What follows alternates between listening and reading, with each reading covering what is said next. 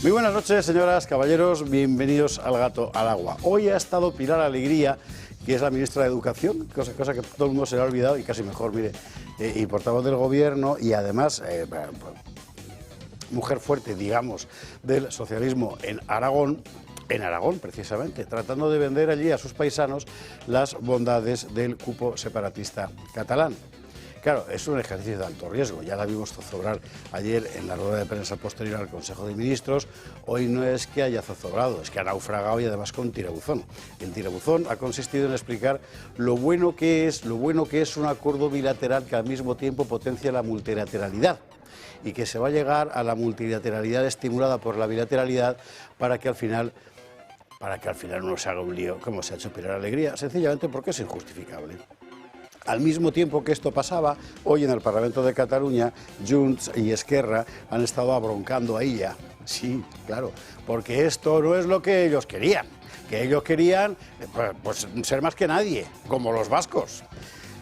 Bueno, yo no sé si esto es sincero o es un paripé, porque precisamente parte de la puesta en escena consiste en que Pedro Sánchez pueda decir, pues mire que todavía no les he dado todo lo que me pedían.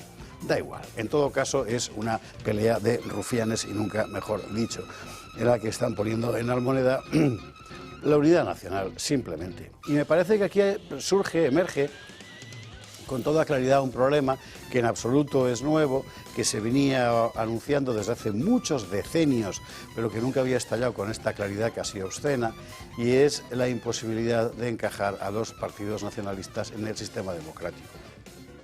No digo encajar el Cataluña y el País Vasco en España, que siempre están encajados, no. Repito, a los partidos nacionalistas en el sistema democrático, porque partidos que aspiran a una especie de autogestión supremacista de sus territorios, no al margen, sino en contra del conjunto de la nación que les paga, es que no tiene un pase, no hay por dónde cogerlo, y aquí es precisamente donde estamos. Y mire, bien está que haya estallado con toda su obscenidad, porque ahora es cuando hay que hacerse preguntas. Pase lo que pase, con las saunas, con Cerdán, con la madre que los trujo a todos, que es Leire Díez, y Zapatero, alguien va a tener que tomar una decisión, pero ya. Y esa decisión solo puede enunciarse en términos de rectificación de un sistema, el del 78, que ha muerto hace tiempo. Y ahora estamos con los vapores mefíticos de la descomposición del cadáver. Necesariamente ha de ser así, necesariamente ha de pasar por una revisión del peso completamente desmedido de unos separatistas que entre pistolas por un lado y extorsiones económicas por el otro han estado literalmente secuestrando la voluntad nacional. En nombre de la democracia, si de verdad alguien quiere que España sea una democracia, hay que rebajar como sea la presión separatista sobre el conjunto de la nación española. Alberto, venga, ánimo, machote.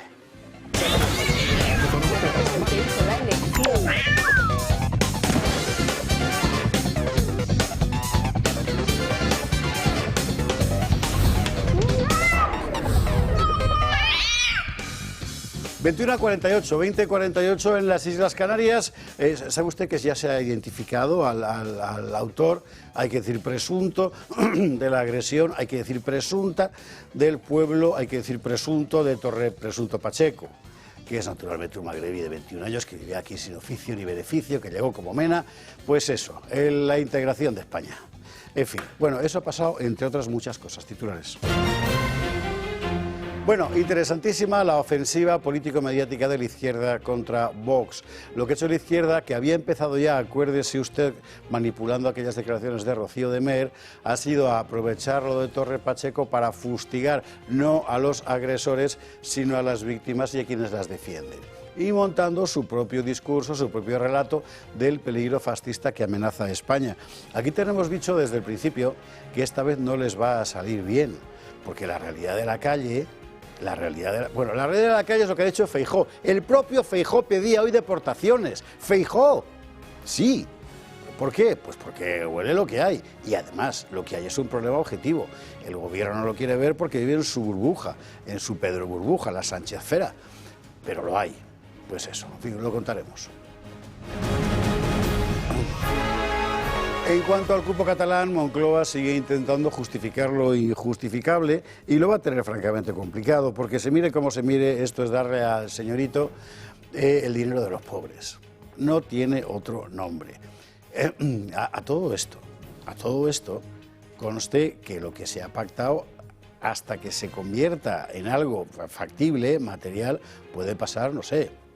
Pero da igual, porque lo importante aquí es la voluntad. Y la voluntad es de desmantelamiento de la nación, el mismo desmantelamiento que emprendió Zapatero, que por cierto aparecía anoche inopinadamente, quizá, en TV para que le hicieran una entrevista masaje, la de Fortes, masaje Forte. Bueno, en fin, todo encaja. Todo encaja y aquí veníamos contándolo ya y ya va saliendo con la trama de corrupción. Digamos, aquí hay varias tramas superpuestas. Una trama es la de la pedrocentrada, o sea, la que es Pedro, su mujer, bien. Luego es la general del PSOE. Bien, dentro de la general del PSOE está la pedrocentrada y dentro de la pedrocentrada está la cuestión de las saunas y los dineros.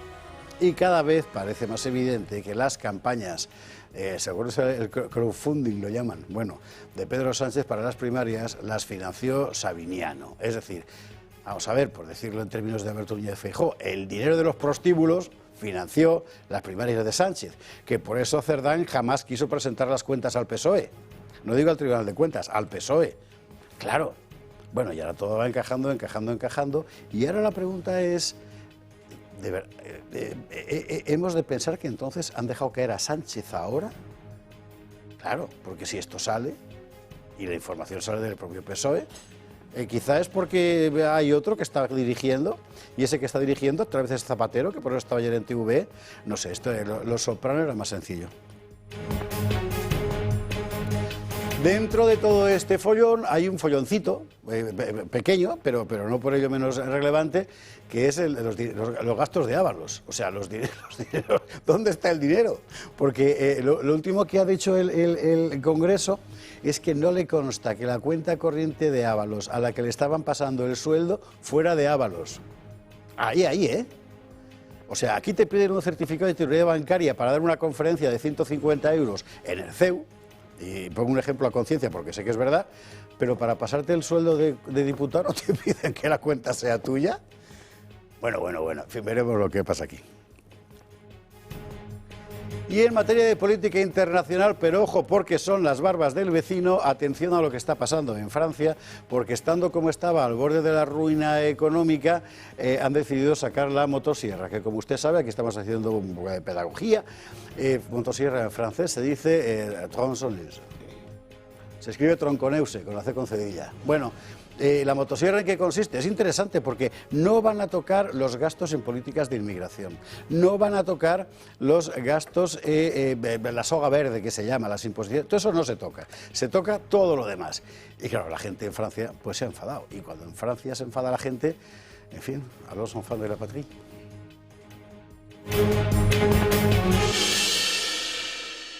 Le jour de gloire est arrivé.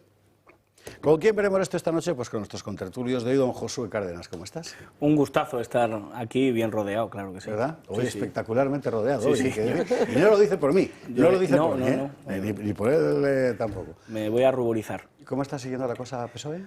Pues la cosa PSOE continúa. No para, ¿eh? Claro, es que esa es la cuestión. No me gustaría que el verano fuese un balón de oxígeno, que el verano fuese un respiro para Sánchez. No me gustaría. Creo que tenemos que seguir informando, haciendo nuestro trabajo. Creo que Torre Pacheco no es una serpiente de verano, que decimos los periodistas, no es una operación de distracción, sino que también hay que poner el foco ahí, pero no olvidemos que tenemos un gobierno que se le está investigando por organización criminal. Y a mí que me gobierne una organización criminal, ¿qué quieren que les diga? No me apetece. Ay, José, bienvenido, buenas noches. Por cierto, el doctor Pacheco ha convocado a Marlaska una reunión allí, con todas las fuerzas vivas, bueno, donde no está el ayuntamiento y donde no está la comunidad autónoma. Es decir, allí ha montado un paripé, luego lo veremos, para echarle la culpa de todo a la ultraderecha. Y a los que de verdad saben, en fin, para las administraciones de a pie, que son el ayuntamiento y la comunidad, no están convocadas. No vaya a ser que cuenten la verdad, claro. Es toda una vergüenza, en fin. Bueno, doña Mónica López de Paz, ¿cómo estás? Muy buenas noches, ¿qué tal? Pues encantada de estar aquí una noche más. Y bueno, hoy me gustaría especialmente felicitar a todas las Cármenes en su día y pedirle por España, por todo lo que tenemos encima que nos hace falta. A la Virgen del Carmen. Si hoy nos cabe, que me parece que si nos cabrá, tenemos sorpresita al final relativa con la festividad de hoy, que es muy importante en el mundo de la mar. Y Ana Cuartero, que es de familia de la Armada, está poniendo una cara ya con los dientes largos, pero no te diré cuál es. Mónica, bienvenida, buenas noches. Gracias. Doña Marcela Rigía, ¿qué tal? Muy bien, buenas noches. También me sumo a las felicitaciones del Día del Carmen, que mi madre se llama Carmen. Y mira, felicidades a la madre de Lo hemos celebrado como Dios manda. Y nada, pues encantada lo mismo de estar aquí con todos mis tertulios de esta noche. Y para Carmen Álvarez Vela, que es la Carmen que más cerca me queda, besazo también, y todas las Cármenes universalmente conocidas.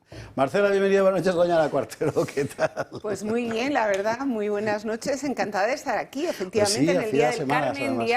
día grande en mi casa, efectivamente, hija de marino, hermana de marinos, tía de marinos, y también madre de una Carmen, mi hija mayor es Carmen también. Así que hoy día grande y efectivamente, como habéis dicho, que la estrella de los mares nos guíe, ¿no?, en esta singladura tan difícil que estamos atravesando en esta España, nuestra tan querida. Así que, pero bueno, siempre con optimismo y siempre con esperanza de que vamos a conseguir enderezar de nuevo el rumbo de la nave para llegar a buen puerto. Mucha metáfora náutica hoy. Exactamente. Y además de uno que hay que mandarlo a galeras, eso también. Eso también, pero nada, hoy la verdad que deseando también poder comentar todo el tema de Torre Pacheco, que no es más que una más, y espero que Marlaska, si sale a la calle, va a salir también a palos, como salió. Metafóricos, no estamos incitando a nadie. A la tal. No, calla, que luego dicen que sí. No estamos incitando, solo estamos recordando que hay otro que salió a palos de Paiporta, cuando quiso acercarse a darse un baño de multitudes. Pues seguramente Marlaska, no porque yo lo quiera, sino porque seguramente si sale a la calle corra la misma suerte. Así que, porque lo que muchas veces recuerdo esas palabras proféticas de Santiago Abascal en la tribuna del Congreso de los Diputados año 2019, cuando dijo que veremos a los hijos de los campesinos, de los trabajadores del campo, de la mar, de los médicos, de los abogados, de los militares, de los guardias civiles, ponerse en pie con una sola voz cuando vean amenazada su patria. La patria está amenazada y cada día los españoles estamos menos dispuestos a soportarlos. Cuando fracasa el Estado de Derecho, el pueblo decide tomar las riendas. Ya lo hizo una vez en Móstoles, así que sabemos que el pueblo español reacciona. Ahí lo dejo. ¿Cómo era? Simón Hernández y Andrés Torrejón, o al revés, Simón Torrejón y Andrés, los alcaldes de Móstoles, quedan dos. Bueno, ya hablaremos de ese. De eso yo recuerdo más a Daoíz y Velarde, a... Sí, pero eso no estaba en Móstoles, esto se había quedado aquí, claro. En el cuartel de Monteleón. Tiene usted que ver los especiales 2 de mayo de esta casa, que están en nuestra página de YouTube, porque son programas muy amplios, donde entramos a fondo en lo que pasó realmente, que no cree usted que tiene mucho que ver con lo que se cuenta de forma convencional, y es mucho más interesante lo que pasó. De verdad. Bueno, Ana Cuartero, bienvenida. Felicidades también a Irene Carmen. Ahora está la gente escribiendo que yo soy Carmen de Segovia. También, venga. Y Jesús Cubero no se llama Carmen, pero como si se llamara, le felicitamos también. Jesús Cubero, Comunidad Solar, muy buenas noches, ¿qué tal? Buenas noches, ¿qué tal? Buenas noches. Bueno, feliz Día del Carmen lo primero, que en fin, es el ritual imprescindible. Comunidad Solar, ahorro energético. Aquí hemos contado 1000 veces lo que Comunidad Solar ha aportado, que es un cambio de perspectiva. Esto es interesante porque no es que ellos renuncien a ganar dinero, porque ser una empresa que renuncia a ganar dinero no es una empresa, es otra cosa. No. Ellos lo que han hecho ha sido enfocar todo el negocio desde el punto de vista del consumidor, con lo cual han cambiado completamente, claro, la perspectiva y hace además que al comunero, como vosotros le llamáis, pues se le abra siempre un abanico de posibilidades que ni se le había pasado por la cabeza a uno, la verdad. Ahora estáis con el pack, con perdón, porque decir lote queda fatal, para aumentar el ahorro energético. Totalmente. Buenas noches. Efectivamente, ya nos conocéis por el autoconsumo remoto, que no es más que ser propietario de unas placas solares en una de nuestras plantas fotovoltaicas que tenemos en toda España, y de esta manera lo que te permite es generar tu propia energía y llegar a ahorros de hasta un 70%.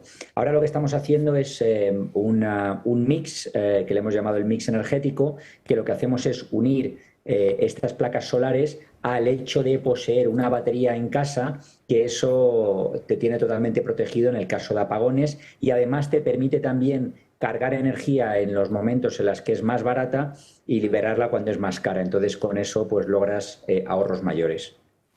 Estamos ahora mismo en una combinación interesante, es decir, al final de lo que usted planteese, póngase en la situación del común de los mortales en España, que es un señor que vive en un bloque de viviendas, muchos más de los que viven en una casa, por tanto no te puedes poner en el tejado, evidentemente, placas de fotovoltaicas, placas, por cierto, que Comunidad Solar lleva siempre mucho cuidado de no colocar en ningún lugar en el que haya que arrancar olivos, cosa que es muy importante subrayar, que con esto están las sensibilidades muy despiertas, la mía desde luego. Bueno, y a esta persona que vive en un bloque de viviendas en cualquier parte de España, vosotros le decís, vosotros podéis beneficiaros de la electricidad que se produce en nuestras plantas, incluso si no sois propietarios de parte del parque, como ocurre con otros muchos miles de personas, ¿verdad?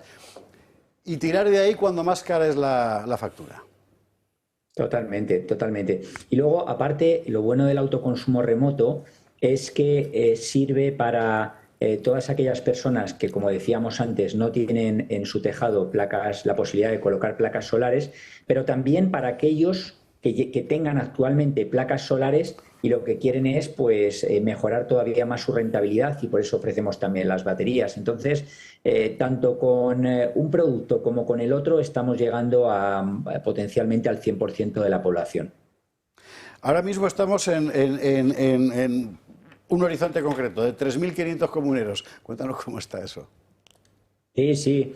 Nuestro objetivo ahora es llegar a 3.500 comuneros, y por ello hemos lanzado por primera vez una promoción con un descuento de un 10% a todos aquellos que a partir de hoy llamen al número de teléfono que veis en pantalla, al 980 28 12, 980 28 12, o bien que entren en comunidadsolar.es. Y de esta manera simplemente lo que tienen que decir es que van de parte de Toro Televisión y tendrán pues un 10% en este pack que comentábamos antes de autoconsumo remoto con las placas solares más la batería. Pues llame ya, 980 28 12, y recuerde, soy del Toro Televisión, y andando. Jesús, muchísimas gracias. Gracias. Gracias. Buenas noches. Comunidad Solar, que hay que reconocerla, esta casa, que están todo el día dándole vueltas a la cabeza, pensando cómo hacerlo. Y mire, de aquí de lo que se trata es de que la soberanía energética, bien entendida, empieza por uno mismo, ¿verdad? Claro, que uno puede ser productor además de consumidor. Pues ahí estamos. Publi. Y a la vuelta de la Publi vamos a ver lo que está pasando en Francia, que es muy importante porque aquí, tarde o temprano, con un gobierno u otro pasará.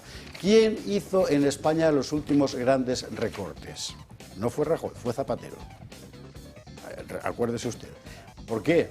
Porque se le estaba yendo todo por el sumidero. Pues aquí estamos en lo mismo. Tarde o temprano aquí pasará lo mismo que en Francia, y habrá que ver cómo. Publi, y a la vuelta lo vemos. 7, casi 08, 21:08 en Canarias. Vamos con la... Por cierto, de Canarias tenemos que ponerle... aquí hay dos cuentas que hay que seguir para enterarse de lo que pasa en España en materia de inmigración. Rubén Pulido, que me parece que el viernes lo tendremos en Usares, y Canario Today, que está sacando unas imágenes. Lo último, no iba a hablar de esto ahora, pero me acuerdo de decirlo de Canarias, que se están llevando a los inmigrantes ilegales alojados a cuerpo de rey en hoteles, se los llevan a carreras de karts para que conduzcan, y al circo, y a bailes con chicas de la localidad. Es alucinante. Por favor. O sea, yo no sé, ya lo contaremos otro día. A Francia era donde nos íbamos. A Francia con el asunto de la motosierra. Claro, ¿cuál es el problema de Francia? Francia es una economía poderosísima. Su PIB es el doble de España aproximadamente. Su deuda también, por cierto. Tiene un gasto público descomunal, entre otras cosas porque ha sido una economía que siempre tira mucho del sector público, peculiaridades de la Quinta República. Ha llegado un momento en que es que no da más de sí. Todo ha empezado a funcionar mal. Y no es una cuestión de gasto o de déficit, porque mientras estás produciendo, mira, no pasa nada. No, el problema es que has empezado a entrar ya con el motor gripado. Usted sabe que en Francia siempre se ha elogiado mucho, cuando éramos pequeños, ¿no?, las élites formadas en la Escuela Nacional de Administración, la ENA y todo aquello. De un tiempo a esta parte, tú dices que vienes de la ENA y te miran mal, porque es esa gente la que ha llevado a Francia a una situación insostenible, también socialmente. Bueno, ahora llega un ministro, Bigou, de centrado, y le va a poner a Macron en bandeja lo que Macron no se atreve a anunciar él, pero sabe que tiene que hacer. Es esto. María Mallejo. En Francia han decidido empezar a recortar para reducir la deuda pública. Así lo anunció ayer el primer ministro francés, que presentó un plan de ajuste presupuestario a 4 años de 43.800 euros para reducir ese gasto y aumentar los ingresos. Un plan que va a comenzar en el año 2026. El primer ministro lleva meses señalando que la deuda de Francia representa un peligro mortal para el país. El actual ritmo del pago de esa deuda alcanzaría en el año 2029 los 100.000 millones de euros, creciendo a un ritmo de 5.000 euros por segundo. Para atajar esto, han anunciado varios recortes. En primer lugar, se van a congelar las pensiones de cara al año que viene, por lo que se va a mantener el mismo nivel de este año, de 2025. Se congelarán también las prestaciones sociales y los salarios de los funcionarios. En este sentido, se va a reducir la plantilla del sector público, 3.000 puestos menos en el primer año y un nuevo sistema que solo va a permitir 2 nuevas contrataciones por cada 3 jubilaciones. En materia fiscal se quiere establecer un nuevo impuesto, el de solidaridad, que será destinado a las rentas más altas. Se va a crear también una agencia inmobiliaria pública que gestionará y venderá los activos improductivos del patrimonio estatal. Y en cuanto a las agencias públicas, se prevé la suspensión de las que el Gobierno de Francia considere como redundantes. Esto no es todo, porque para aumentar la productividad laboral, Francia va a eliminar 2 días festivos, que seguramente serán el lunes de Pascua y el 8 de mayo, que es el día en el que se conmemora el fin de la Segunda Guerra Mundial en Europa. Todas estas medidas no han sentado nada bien en Francia, pero el primer ministro francés quiso añadir ayer que no hay que olvidar la experiencia de Grecia y que, aunque es tarde, aún están a tiempo. La experiencia de Grecia, nada menos. Usted sabe que Francia tiene una situación singular con la edad de jubilación, que es muy baja. Las pensiones son altas. Para la gente que le digas que le van a subir la edad de la jubilación, bueno, son peculiaridades locales, digamos, ¿no? También es verdad que cotizan una barbaridad y pagan unos impuestos descomunales, casi como los de aquí. ¿Por qué dice el primer ministro de Grecia? Pues porque todo el mundo se acuerda de que por no tomar medidas de ajuste, al final el ajuste lo pusieron otros y fueron con la guillotina. Pero me parece que no ha convencido mucho a la gente, ¿eh? Sobre todo, ya termino con esto, sobre todo porque la oposición empezó a mirar y dice, la oposición que es Marine Le Pen, y dice, vale, y recortas 44.000 millones de euros de gastos sociales y todo el gasto en atender inmigración ilegal, ¿por qué no lo cortas? Por ejemplo. Vas a recortar todas estas cosas y tal, supuestamente para ajustar producción, y toda la soga verde sobre las actividades agrarias, por ejemplo, ¿por qué no lo cortas? ¿Por qué no lo enmiendas para mejorar? Tampoco. Es decir, que al final lo que toca, ¿qué es? Pues toca al francés de a pie. Exactamente. Claro. Exactamente igual que en España. Al final los paganos de todos son los patrios, los de cada uno, ¿no? Igual aquí en España que en Francia, ¿no? Entonces, bueno, pues yo lo que justo traía hoy, una de las cosas que traía, hablando de este gasto social, ayer estaba buscando contratos de toda esta gente que se dedica a acoger inmigrantes y he encontrado una ONG que se llama ACCEM, hombre, claro, con un presupuesto de 226 millones de euros, de los cuales solo hay un 0,8% de origen privado. El resto procede de la Administración General del Estado, de las administraciones de las comunidades autónomas y hasta de ayuntamientos. Pero sabes que es ACCEM, ¿no? 200, no, la verdad que no. Pues la más vinculada con la Conferencia Episcopal. Bueno, pues me da exactamente igual, pero lo que estoy queriendo decir es que hay un trasvase de dinero. Pues que no te da igual, porque me parece una vergüenza. Que sí, que me parece una vergüenza, pero independientemente de quién sea y de quién esté detrás, lo que estoy diciendo es que los flujos económicos que hay hacia el negocio de la inmigración ilegal son una barbaridad. Sobre todo porque os voy a decir una cosa, si esto se hiciera a través de un organismo público estaría sometido a fiscalización, pero como se hace a través de una ONG, no está sometido a ningún tipo de fiscalización. Por eso se hace a través de una ONG. Por eso se hace a través de una ONG. Entonces, yo creo que es momento de empezar a exigir pues que todos estos, como estamos haciendo en la Comunidad de Madrid, todos estos flujos económicos hay que controlarlos, porque esconden, primero, un gasto descomunal, que eso hay que cortarlo, y después, pues muchos más problemas relacionados con la inmigración ilegal. Bueno, pero esto aún no es culpa de Macron, en el caso concreto de España. Eso cualquier día, pero en fin. ¿Recortes? Bueno, yo cambiaría lo de sacar la motosierra por la motosierrita, o no sé qué ha sacado, porque, o la eléctrica, ¿no? ¿Sabes? La manual, y poquito a poco, porque de los gastos que al menos han planteado aquí, yo no me conozco la reforma en su integridad, no he tenido tiempo a leerla, pero solo estoy de acuerdo con la reducción del empleo público. Todo lo demás me parece bastante superfluo para limitar el gasto público en general. Bueno, la congelación de las pensiones es fuerte. Sí, pero es también fuerte la medida. Son las dos, eso no significa que esté de acuerdo en esa medida en concreto, por eso digo que salvo esa de la reducción del empleo público, porque creo que puede hacerse otro modo con las pensiones sin tener que congelarlas quitando de otros gastos públicos, esa es mi opinión personal.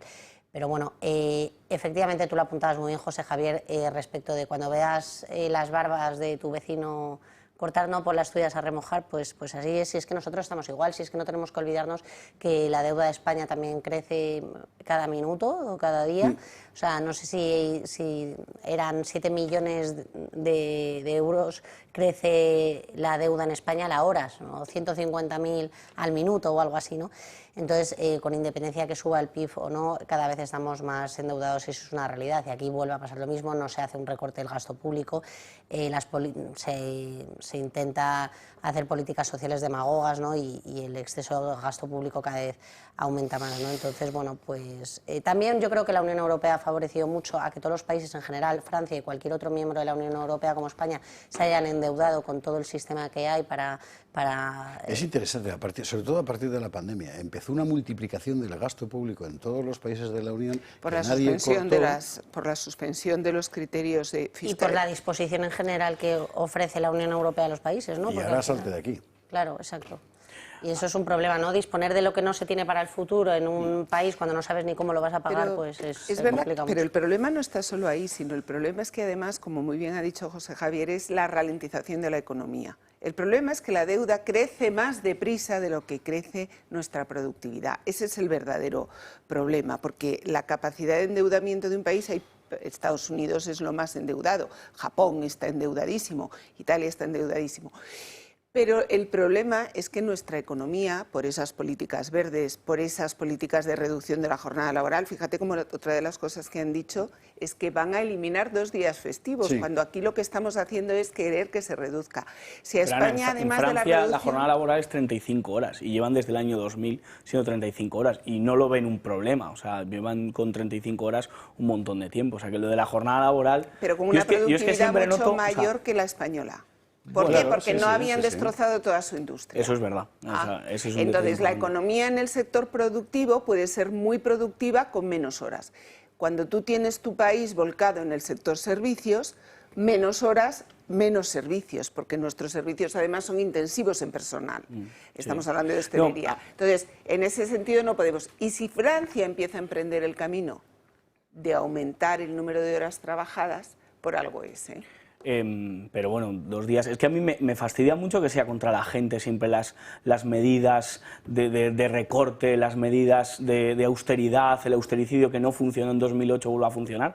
A mí esto de Francia me recuerda más que a Grecia, que también aquel discurso de Sarkozy de refundó el capitalismo, ¿no? de refundar el capitalismo, porque se decía que ya no podíamos vivir con ese nivel de consumo y con ese nivel de gasto que estábamos viviendo, ¿no? A mí no me gusta que las medidas que se recorten sea congelar la pensión al jubilado, recortar, evidentemente que en el sector público hay que hacer una remodelación, pero siempre va en detrimento de las familias, del francés de a pie, del español de a pie, y en cambio hay otras cuestiones, o sea, hay una deuda ilegítima, o sea, más allá de la deuda que nosotros nos vamos poniendo, hay deudas ilegítimas que estamos pagando a corporaciones como BlackRock y como otras, que nadie le pone ese cascabel al gato y nadie se atreve a nombrarles y a decir, oiga, a estos es a los que hay que recortar. Las ganancias absolutamente millonarias que están teniendo los bancos en España, que están teniendo esas grandes empresas, esos grandes tenedores de vivienda, toda esa gente es a la que hay que empezar a recortar, antes de recortar al Currito y quitarle la fiesta de la Paloma o quitarle la fiesta de San Isidro. Quiero que no volvamos a repetir lo de 2008. 2008 sirvió para cerrar las cajas de ahorros y para desahuciar a mucha gente y para que se estafara a mucha gente con el tema de las preferentes. Pues no volvamos a hacer eso, no volvamos a convertir España en un lugar muy difícil para los de siempre y muy fácil para el que ni notó la crisis porque le fue tremendamente. Entonces, ¿de dónde viene Macron? ¿Dónde se ha formado Macron? No sé si en Suiza o en la Rothschild. Sí. La Rothschild, sí. Es que lo que tienen en la cabeza es lo que tienen en la cabeza. Que toquen ese tema, ¿no? Que vayan por ahí. Que yo también creo que toda esta inmigración ilegal que ha recibido en los últimos años Francia desmonta ese relato de la izquierda de no es que vienen a pagar las pensiones, vienen a trabajar. Bueno, pues si vinieran a pagar las pensiones, pues no haría falta hacer recortes en pensiones, en gasto público y esto evidencia, pone en manifiesto que efectivamente no vienen a pagarlas. Y luego también hay que tener en cuenta que en Francia la mitad de la población son funcionarios y que tienen el mismo problema que tenemos aquí en España, que es que al final tenemos un sector público muy amplio, de un 70% efectivamente, y un sector privado que mantiene a todo ese aparato público, pues que ronda el sector privado a lo mejor en un 30% aproximadamente, como en Francia, con lo cual eso también pone de manifiesto el problema de este asunto. Aquí tenemos el gasto público muy improductivo, mucho más improductivo que en Francia. Aparte de eso, claro. Es que también es, aquí, o sea, el día que alguien, Alberto, ¿verdad? Diga de verdad, bueno, voy a mirar aquí abajo, o sea, pues pasará como... la gente se le olvidan las cosas, pero hay que recordar cómo acabó el primer gobierno del PSOE, cuyo ministro de Economía era Solbes, si no me equivoco, y luego otra vez el periodo de Zapatero, cuyo ministro de Economía era Solbes. Qué curioso, ¿verdad? También, que siempre igual, es decir, al final diciéndole a la gente... No comas pollo, come conejo y hazte un plan de pensiones y olvídate de la seguridad social. Es que siempre acaban igual. Al final terminas... Bueno, pues lo mismo va a pasar ahora con el grupo catalán. Ya verás, porque claro, empiezas a... ¿De dónde vas a sacar? O sea, Pilar Alegría, que estaba esta mañana explicando en Zaragoza, me parece que era, o en un pueblo de Aragón, que gracias al cupo catalán todos vamos a poder negociar multilateralmente nuestra bilateralidad. Entonces la lengua bífida empezó a hacerse un nudico porque, o sea, ¿de qué estamos hablando? Nos toman por imbéciles.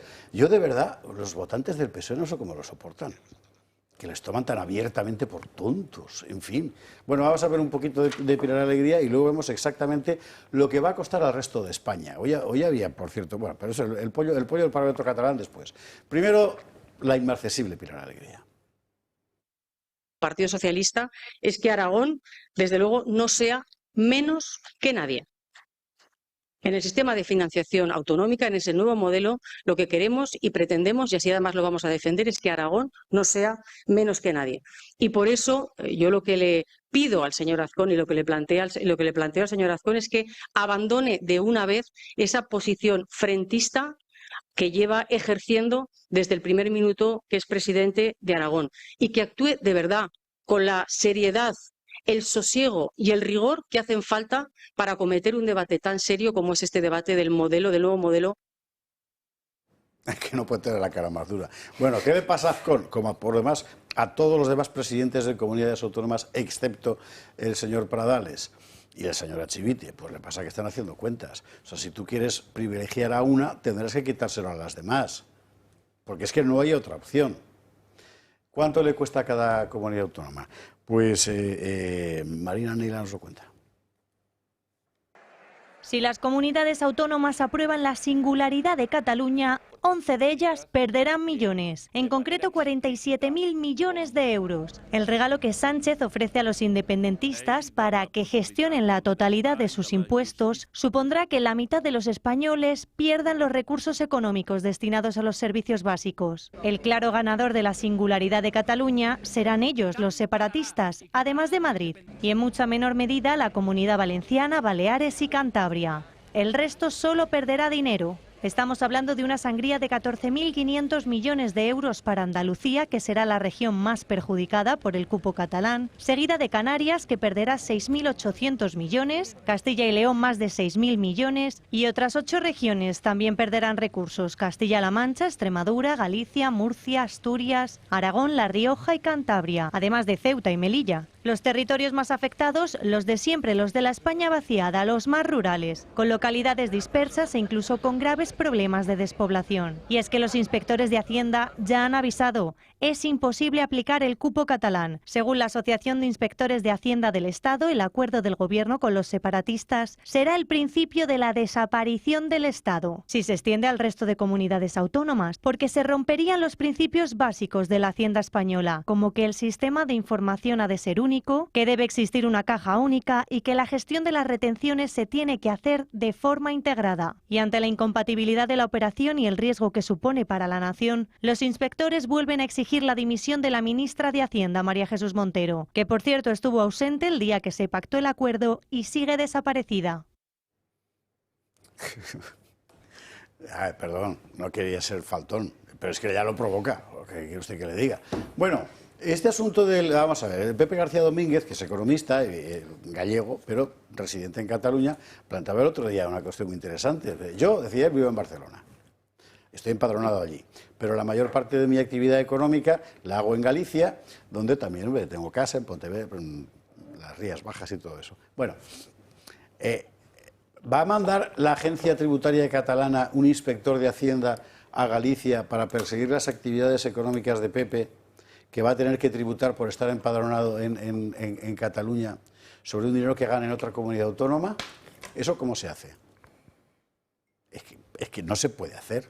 O sea, es materialmente imposible. Pero si hay otra derivada, y es que si la recaudación la gestiona directamente Cataluña, al final el proceso de liquidación, es decir, todo el dinero, ya sabéis que el proceso de liquidación dura 2 años, ¿no? Entonces, ¿qué es lo que pasa? Que todo ese montante económico de la recaudación en Cataluña, incluso la parte que va al Estado, en vez de liquidarla el Estado con Cataluña, la liquida Cataluña con el Estado. Por lo tanto, lo que pasa es que le das además una capacidad de financiación adicional, y además no es el Estado el que tiene que transferir a la comunidad autónoma una determinada cantidad por los mecanismos de financiación de las comunidades autónomas, sino que es la comunidad autónoma la que lo tiene, si acaso te lo da. ¿Y cómo lo negocias? Entonces, ahí está. Como en el caso vasco. Exactamente. Que es un putiferio absoluto, por decirlo en términos técnicos. O sea, ya no es solo el cálculo, ya no son solo los cálculos, sino que le dejas a ellos la sartén por el mango. Al final va a ser la administración española la que tiene que exigir a la administración catalana que haga bien los cálculos, etcétera, etcétera, de todo lo que nos tiene que pasar. Las declaraciones de Pilar Alegría, la verdad es que creen que los españoles creemos que todavía se puede encontrar la gallina de los huevos de oro. Es decir, cuando habla de que si el señor Azcón tiene que deponer esa actitud, yo creo que todos los españoles lo que entienden es que la financiación de las comunidades autónomas es un juego de suma cero. Lo que se le da de más a una hay que quitárselo a la otra, porque si no es un juego de suma cero es que el Estado en general, comunidades autónomas y Estado, ingresa más.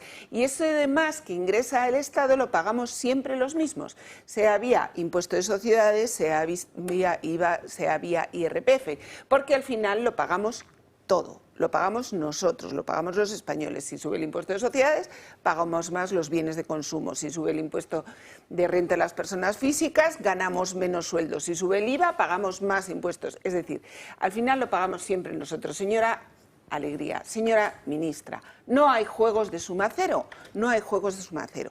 Esto es lo que todos los españoles saben. Cuanto más se lleve cada comunidad autónoma, cuanto más se lleve Cataluña, más tendremos que pagar todos. No hay más. Qué titular, a mí es que lo de pagar me sienta muy mal. En general, o sea, lo que pasa es que, claro, intentando entender a esta izquierda moderna que es inentendible, se supone que el que más tiene es al que más hay que exigirle, ¿no? Entiendo, o sea, es un principio básico. Y viendo lo afectada que va a estar Andalucía, que per se es una comunidad más humilde o una comunidad que siempre pues, necesita de mayor ayuda, y viendo cómo Cataluña va a salir beneficiada, a mí que me lo expliquen, o sea, cómo este principio de solidaridad se va a dar cuando estás beneficiando a una comunidad absolutamente rica y que tendría que participar de ese principio de solidaridad que aparece en la Constitución y que nos representa a todos, ¿no? Yo creo que ahí la izquierda pega un patinazo. Y yo no, o sea, que alguien me explique un votante del PSOE, que sea de Arenas de San Pedro, que sea de Puente Genil, que sea de Torredonjimeno o que sea de Puerto Llano, ¿cómo va a seguir votando al PSOE? O sea, a este PSOE. Provincia de Jaén. Claro, o sea, ¿cómo va? No lo sé, es que no lo entiendo. Que venga, pues traer, te llamará fascista, Josué, porque ya no tienen más argumentación que esa, es que es todo de locura. ¿Usted sabe por qué no hay problemas con el cupo vasco? Que sí que los hay.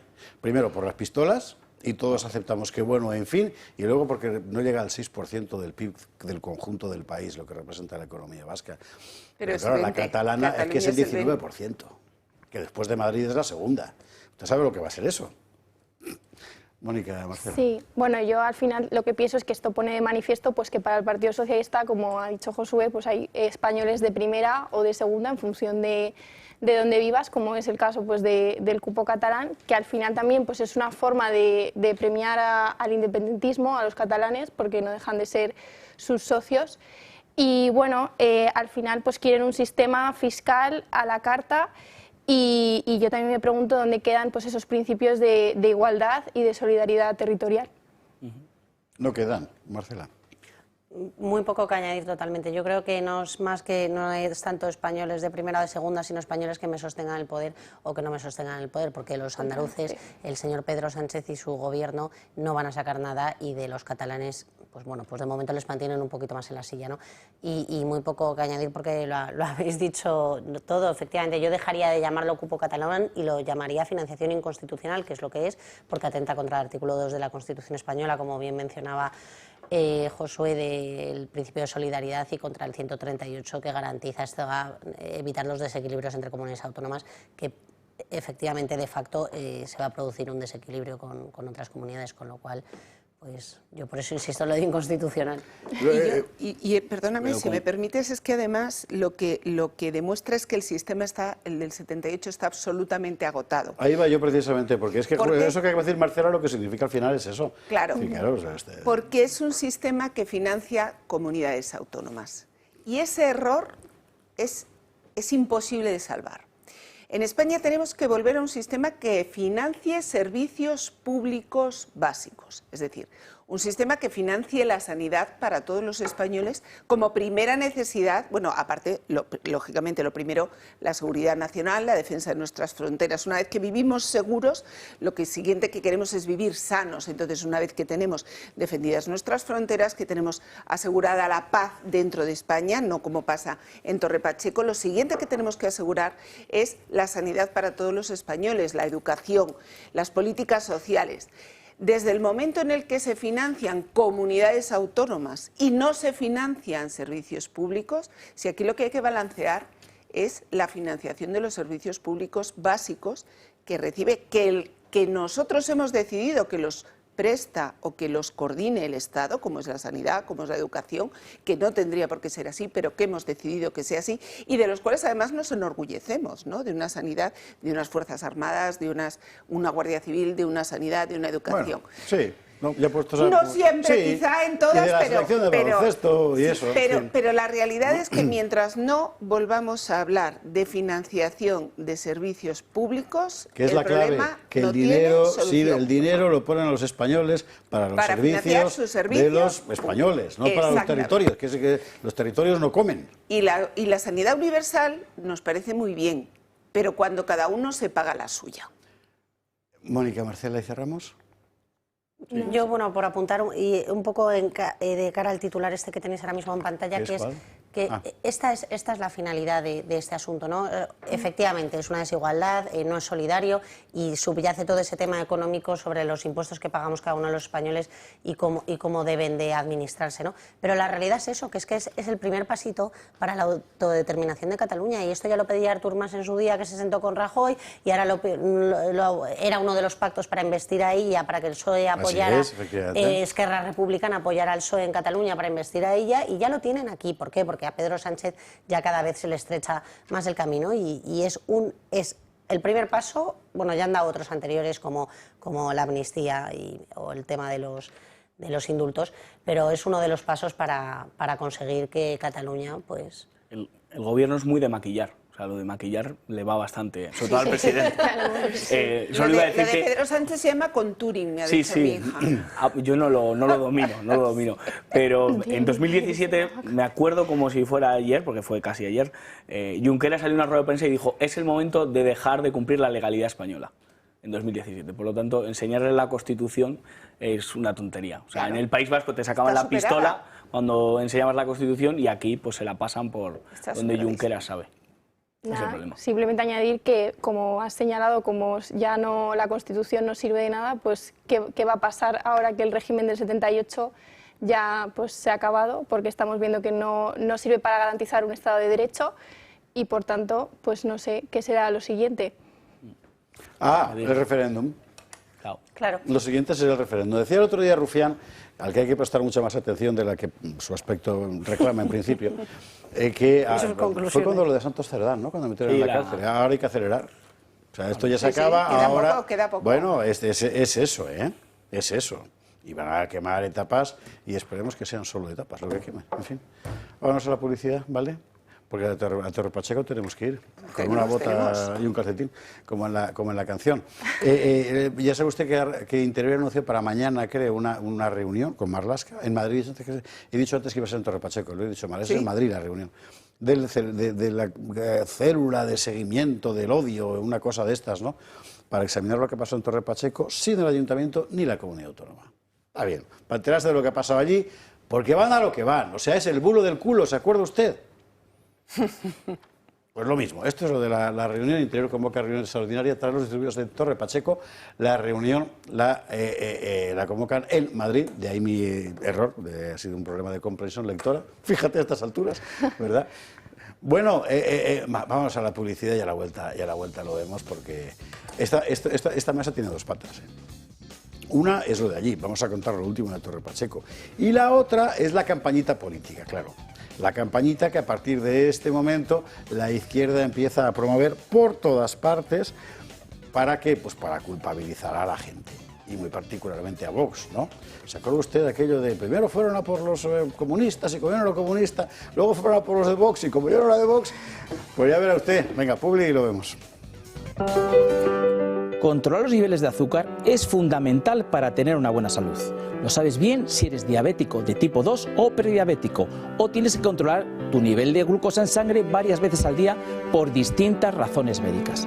Hasta ahora esta prueba se hacía con los glucómetros tradicionales, analizando una muestra de sangre extraída tras un pinchazo en el dedo y midiendo el nivel de glucosa con una tira reactiva. Un proceso sin duda doloroso y molesto.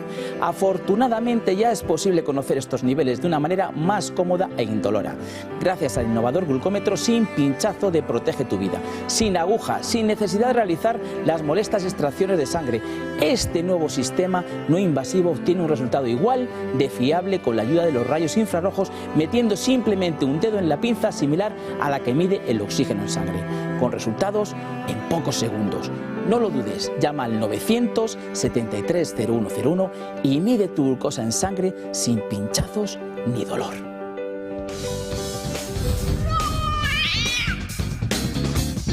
...22:42, 21:42 en Canarias. Vamos con el asunto Torre Pacheco, que no es una cortina de humo, ya está, es un problema objetivamente muy serio. ¿Por qué? Porque no es Torre Pacheco, es un problema general y ha estallado. Y ha estallado en buena medida porque el gobierno ha querido y lo está manejando para que siga estallando, pero me parece, y esto es una opinión personal, que le está saliendo el tiro por la culata, pero bueno, esto lo comentaremos después. De momento, lo que ha quedado con toda claridad, en fin, puesto de manifiesto, es que ahí hay verdaderamente un problema. Hay un problema con los magrebíes allí, un problema muy serio de integración. Y subrayo lo de los magrebíes. Es decir, como lo decíamos ayer, esto no es un problema religioso, esto no es un problema de población extranjera en general, es un problema específicamente de un colectivo magrebí que no se integra, porque no quiere. Bueno, Gabriel Serrano nos hace un breve análisis. Continúa el conflicto en Torre Pacheco tras la agresión a uno de sus vecinos por presuntamente 3 magrebíes que lo hacían por un juego en redes sociales. Los inmigrantes han hecho alarde tanto en las calles de la localidad murciana como en redes sociales de sus intenciones. Ya salió el grupo de Instagram en el que participaba uno de los jóvenes mientras estaba siendo entrevistado, con el nombre A por los españoles. En TikTok circula un vídeo de cómo se están preparando para tomar las calles, armados con palos, bates, botellas de cristal, barras metálicas, cualquier objeto que se pueda utilizar para sembrar el caos. Sus caras están tapadas con pasamontañas, camisetas, incluso máscaras. Es la preparación previa para una batalla. Uno de los magrebíes avisa a la policía que el problema no es con ellos. Con ustedes no tenemos problema. El único problema que tenemos es con los gitanos, con los ultras. Nosotros nos retiramos. En la red social X, una cuenta con el nombre El Moja comparte la información de OK Diario. Marroquíes armados con bates, palos y cadenas siembran el terror en otra noche de violencia en Torre Pacheco. Acompaña el texto con la imagen y una frase, que significa los chicos de mi barrio. Otro joven magrebí quiso hacer un comentario mofándose de la situación. Que lo de Torre Pacheco para mí es una tontería, la verdad. Porque los españoles vais de que no sé qué por nuestro país. ¿Pero qué se estáis pensando? ¿Que esta es la guerra del Andalus o qué? Sí. Yo os digo la verdad. Yo me levanto cada día a levantar el país. Las calles de Torre Pacheco están tomadas. Los grupos de magrebíes tienen una intención clara, ya sean con armas, bengalas o alardeando en redes sociales. Quieren imponer el miedo y principalmente alterar el orden. Hoy Pedro Sánchez estaba en Mauritania. ¿Haciendo qué? Estimulando el efecto llamada, claro. Al final es que todo encaja. ¿Qué ha dicho Pedro Sánchez en Mauritania? Atentos, ha dicho esto. Hoy España, no lo olvidemos, también ha sido un país, hoy receptor, pero hace tiempo fue un país de emigrantes, de españoles y españolas que vieron partir a otras regiones del mundo en busca de las oportunidades que no tenían en su país. Hoy el progreso y la buena situación económica de España debe mucho a la aportación de la migración que ha venido a desarrollar en España su proyecto de vida. Y por eso quiero reivindicar la colaboración con países como Mauritania para garantizar una migración segura, regular, ordenada, que redunde en el mutuo beneficio de nuestras sociedades. Por cierto, al mismo tiempo pasaba esto que va a ver usted en pantalla. Ha sido en Canarias. Lo vemos no, por favor, el titular. Estos son el titular del marroquí con orden. No, por Dios, no es tan grave como todo eso. Lo de la chica sí, que ha quemado un marroquí. No pasa nada. No conseguiréis que me dé el pasmo, que me dé el pasmo. Ya se lo leo yo.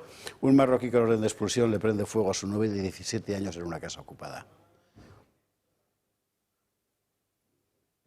Pero la culpa es de Vox. Bueno, en fin, vamos por partes. Inmigración, Marcela. Yo creo que esa es la clave que has apuntado al inicio de este titular, ¿no? Que no es Torre Pacheco, esto es...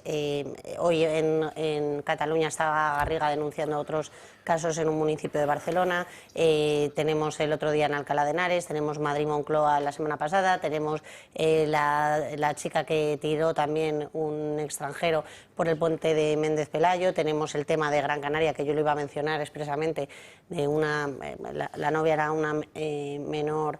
que está en un centro de acogida y precisamente le quema su novio. Esas son las imágenes del... Barrios en Las Palmas de Gran Canaria que están igual, que no se puede ni pasar y que también lo han denunciado incluso en Europa Vox, ¿no? Esta es la realidad y esto solo es la punta del iceberg, esto va a ir a más y veamos el verano cómo se plantea, porque sabemos que todo esto también da lugar a todas estas fiestecillas, todos estos ambientes a todavía más conflictos. Pero a mí lo que más me llama la atención de este asunto es el tema de los mandados de Marlaska, que aparezca la Guardia Civil, la Policía Nacional, a expulsar a unos civiles ayer, o sea, o antes de ayer, Vito Quiles, Dani Desocupa y tal, a expulsar desde la zona, y a los delincuentes, ¿por qué nadie les expulsa? Es que yo es lo que me pregunto. Se vivió una situación muy particular que consistía en que estaba la policía, aquí lo contábamos porque estaba pasando en ese momento, nos lo contaba Antonio Bonaque, por ejemplo, que estaban llegando allí pues los medios, digamos, molestos. Porque mueven redes sociales. Y los echaban. Y dejaban allí a TV y a La Sexta. Y la gente del pueblo, luego veremos algún ejemplo notable, insultándoles, claro. Y se iban a buscar a los otros. Porque luego veremos un ejemplo de manipulación brutal, pero esto será después. Y por terminar ya, para apuntar también que este presunto autor de los hechos magrebí ni siquiera era de la zona, o sea, que es que se desplazó allí para no sé, atacar a un señor que iba por la calle, o sea, es que son bárbaros, o sea, es gente que no está preparada para convivir socialmente, porque esto no es normal que lo veamos en España. O sea, estas imágenes, de verdad, yo siempre lo digo porque nos las ponen hace ya no 20 años, 10, 15 años y nadie se las cree. Esto es terrible que esté sucediendo en nuestro país en determinados lugares y cada vez más porque lo vemos constantemente ya en grandes urbes, pequeñas urbes, zonas pequeñas y tal. Y luego también he visto un vídeo hoy en redes sociales de una señora que comentaba que a ella le piden certificado de antecedentes penales para trabajar como limpiadora, me parece que era, y dice, ¿y a estos señores qué les piden? Es que tiene toda la razón. Es que sobre nosotros se pone un foco y una lupa que no se pone sobre gente que viene aquí al final a postre a delinquir, porque estos son delincuentes. Vamos a llamar las cosas por su nombre. Y ya por último, respecto al tema de la expulsión, porque también leía una noticia que Fiscalía manda a Vox por estos mensajes, no sé por qué, de la expulsión, abrir una investigación y tal. Lo reitero otra vez, es que la ley de extranjería habla de la expulsión de migrantes hasta legales. De eso vamos a hablar inmediatamente después, efectivamente, o sea, porque hay que poner eso en su sitio las cosas para darse cuenta de hasta qué punto estamos en una operación de manipulación de la opinión pública. Y que aquí lleva años sin aplicarse esa ley porque no les expulsan, pero que no les expulsen no significa que la ley exista y que exista el derecho a expulsarles, porque uno cuando viene a una patria respeta las normas. Mónica, Josué, Ana. Sí. Bueno, yo creo que no somos conscientes del todo de la gravedad del asunto porque al final estamos sufriendo una invasión silenciosa. No sé si yo creo que todo el mundo hemos visto el vídeo en el que no se da cuenta uno de los magrebíes y entonces le pillan el móvil y se ve un grupo de WhatsApp que tenían los magrebíes hechos de ahí en Torre Pacheco, que decía literalmente a la caza de los españoles, ¿no? Y esto me parece muy grave, que al final estamos permitiendo que entren personas, esos inmigrantes ilegales que vienen y que si lo denuncias encima eres un racista o eres un facha, que vienen a por nosotros y que no se esconden. O sea, a mí que pillaran a este magrebí con el nombre del grupo diciendo a por los españoles, pues luego salen a defenderse en Torre Pacheco y claro, es que son neonazis. Pues no, son españoles que tienen derecho a defenderse de todos, porque además siempre tienen el mismo patrón los delincuentes y los agresores y los violadores, que son personas que vienen de una religión, de una cultura que no se integran, que no respetan. Y es un problema muy grave y hay que deportarlos y hay que expulsarlos. El que venga aquí y no quiera integrarse, pues billete de vuelta. Sí. No, la cuestión, y lo comentaba José Javier muy bien, no es una cuestión religiosa. Estos chavales de Torre Pacheco no matan en nombre de Alá, ni incluso van en contra de su religión si es que la profesan. Aquí hay otra cosa y yo creo que tenemos que ir al origen de los problemas para conseguir acabar con ellos, ¿no? Porque vemos Italia a nuestro lado, Meloni con una voluntad política de acabar con la inmigración ilegal, de acabar con este tipo de problemas. Italia no acaban con el problema de la inmigración, no lo consiguen. Entonces, se acabó con mercadear, con negociar con mafias de las personas, del tráfico de personas. O sea, yo creo que esta tiene que ser la voluntad. ¿Por qué hace unos años, decías 10, 15 años, hace 20, 30, no había ni valla, había un señor con barriga en la frontera y aquí no entraba nadie?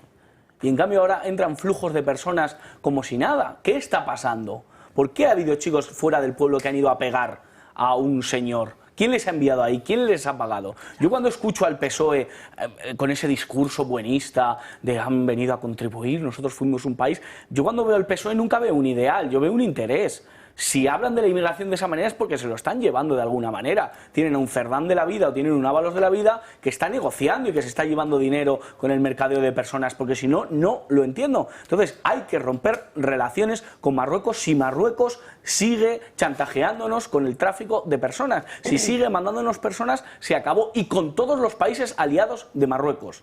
Y cuando uno busca la lista de aliados de Marruecos, sabe muy bien qué países están ahí. Hay que acabar, hay que erradicar ese problema, porque si no, hoy es Torre Pacheco, mañana es Sal, el otro día es Sabadell, Alcalá de Henares, o hoy en Monte Carmelo también ha habido un problemón vamos, una violación de un inmigrante a un niño de otra latitud.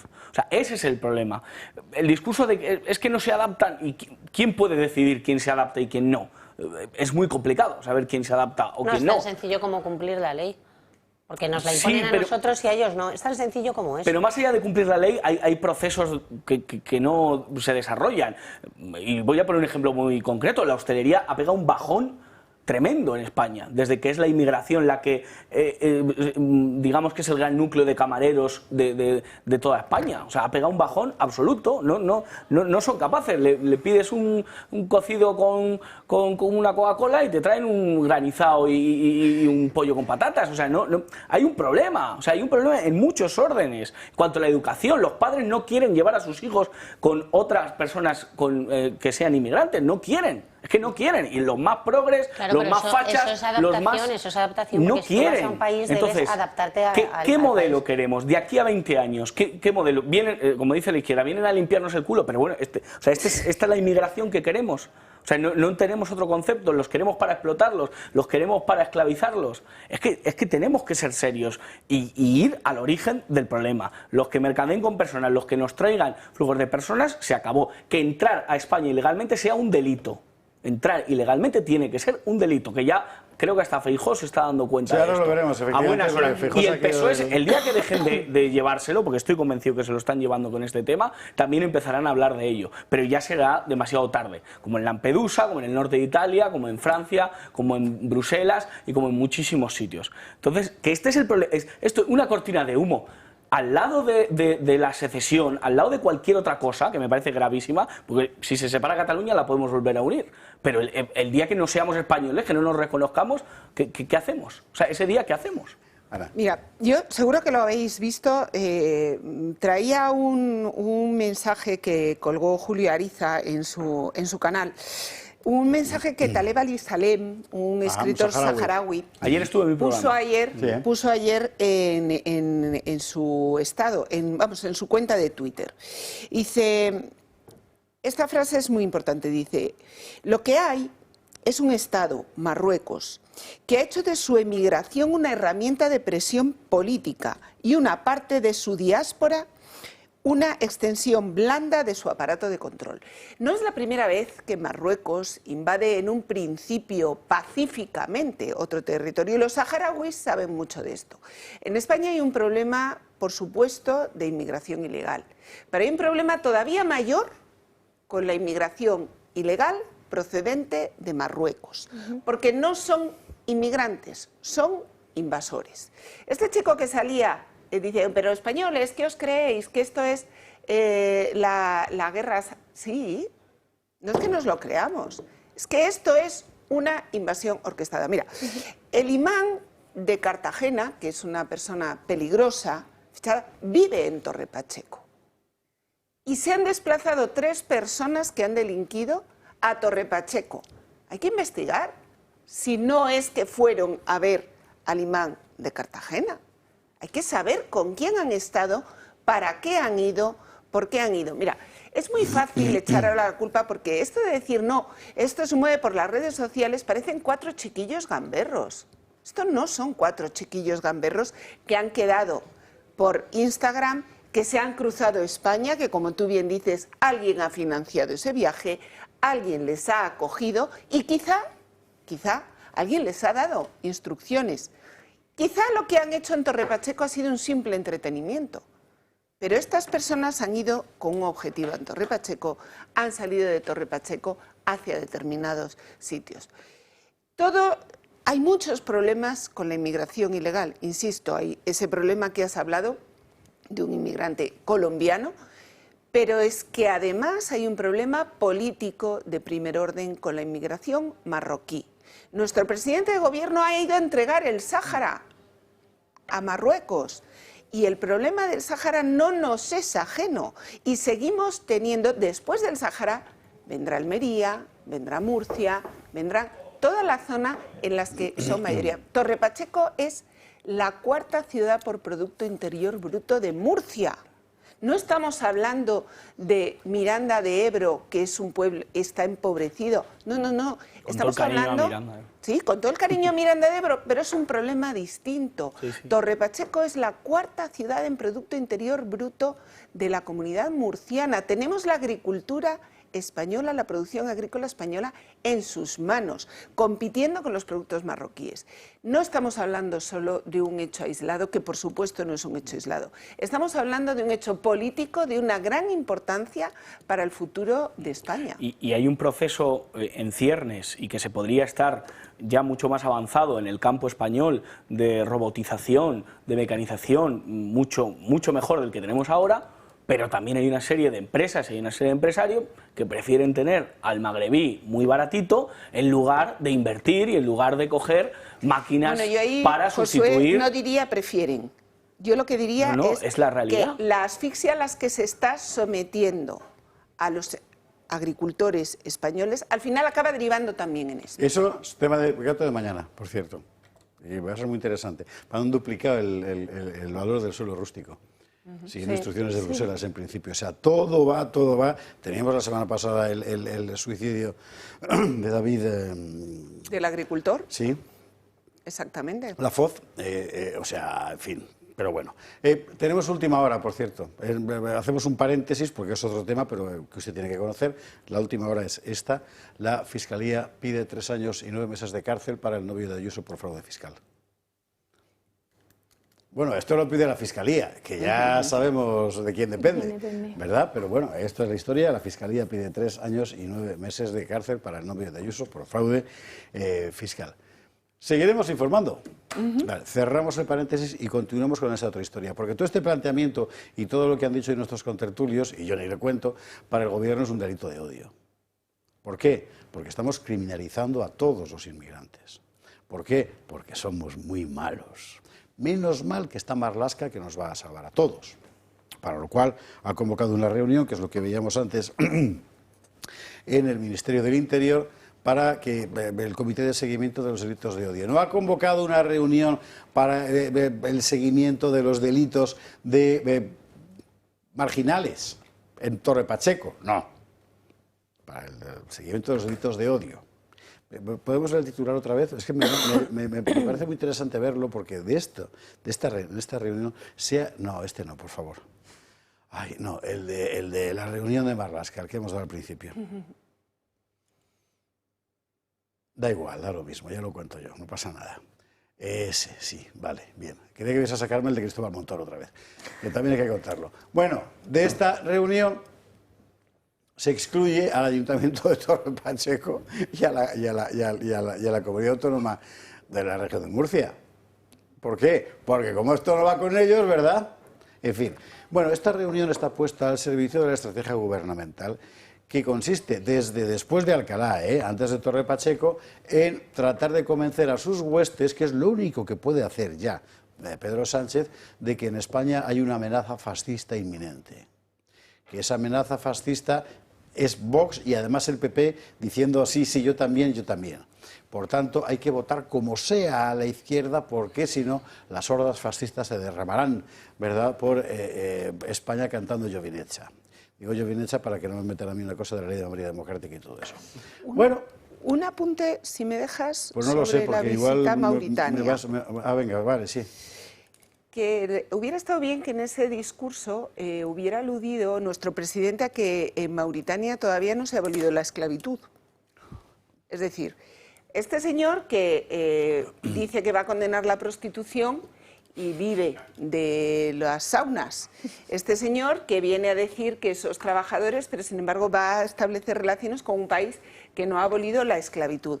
Es decir, este señor no se deja un solo crimen contra la humanidad, de verdad, fuera de su ámbito de influencia, con lo cual yo creo que hay que ponerlo en contexto. Este señor se va ahí, se va a hablar de inmigración ante un gobierno que no solo contempla, sino que asume la esclavitud. Y creo que es algo que hay que tener muy presente cuando se habla de Mauritania. Pues igual lo meten en la reunión de Marlaska de mañana. A ver cómo saca mejor partido del asunto, digo yo, no lo sé. La operación me parece que vale la pena. Vox lo ha denunciado y creo que tiene razón. Basta ver los vídeos de lo que pasó en Torre Pacheco. Le contaba antes el asunto este de los medios, es decir, a los que se deja entrar, a los que no se deja entrar, y cómo reacciona la gente. Ahora veremos algún ejemplo ante la manipulación flagrante de los medios allí presentes. Bueno, Magalí Bujía nos hace un resumen. Moncloa y el Ministerio de Interior habrían puesto en marcha una operación perfectamente orquestada con la complicidad de sus terminales mediáticas para criminalizar a Vox y preparar el terreno para su ilegalización. Así lo revela La Gaceta. La maniobra se construyó sobre la manipulación, atribuir a Rocío de Mer unas palabras que nunca dijo tras los incidentes de Alcalá. A partir de ahí, la maquinaria mediática se activó, titulares en cadena, editoriales indignados y la narrativa de que Vox es un partido que fomenta el odio. Que estas manifestaciones de Vox sobre la migración, sobre los migrantes, no son ninguna novedad. Vienen manifestando esas opiniones absolutamente xenófobas y alejadas de lo que son los derechos humanos y una convivencia pacífica en diversidad desde hace mucho tiempo. Pero nada de esto es nuevo. ¿Recuerdan el famoso bulo de culo?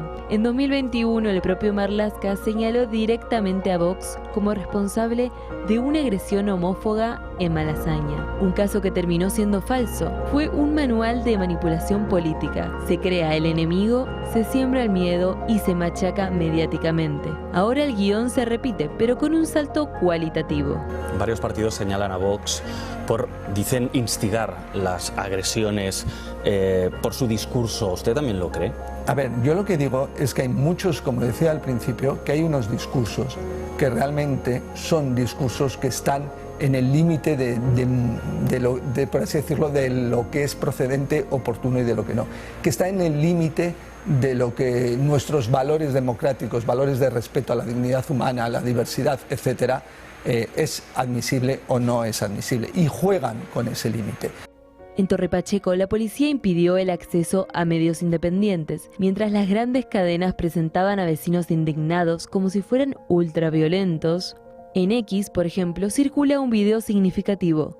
Una madre del pueblo ha encarado a una reportera de Telecinco por haber publicado el rostro de su hija de 15 años acusándola de menor de ultraderecha. ¿Qué es eso? No, que han enchufado a una chica menor de 15 años y la han calificado en La Sexta de menor de ultraderecha. Ultraderecha. Y no es un hecho aislado, ahí están los supuestos ultras de Paiporta. Otro episodio sin pruebas sólidas, pero útil para apuñalar el relato. El patrón es evidente. Primero se inocula el miedo, después se criminaliza y finalmente se exige la ilegalización.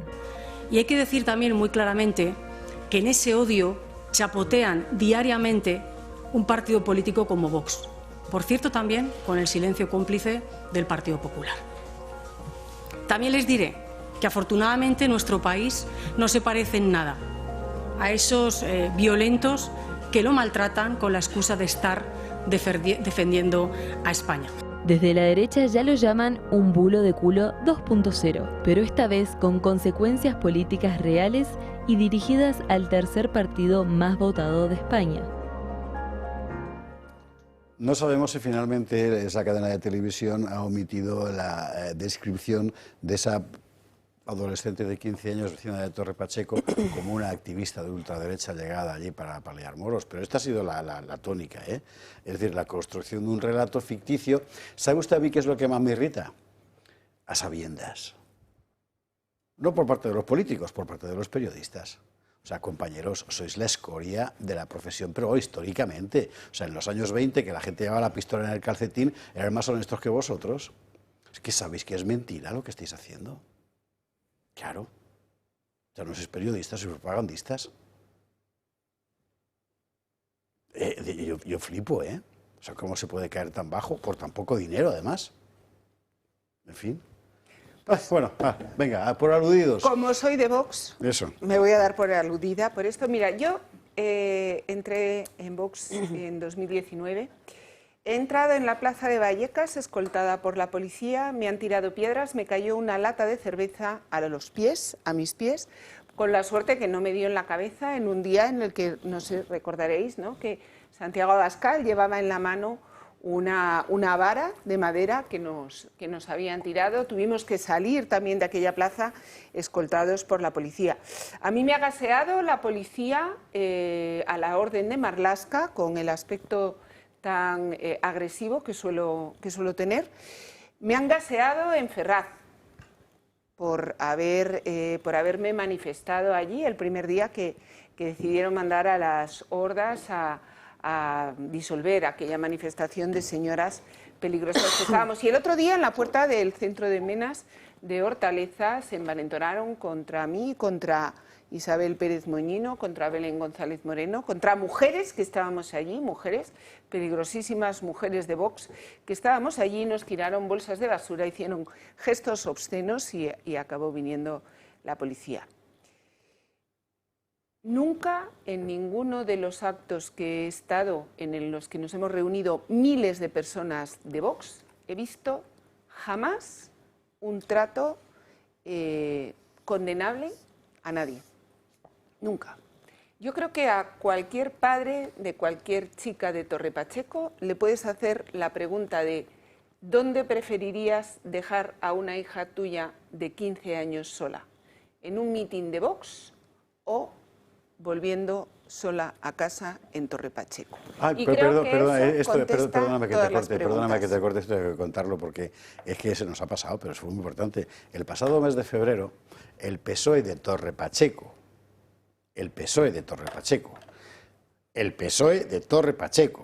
pidió el aumento de las dotaciones policiales porque se habían disparado los delitos sexuales en el pueblo un 40%.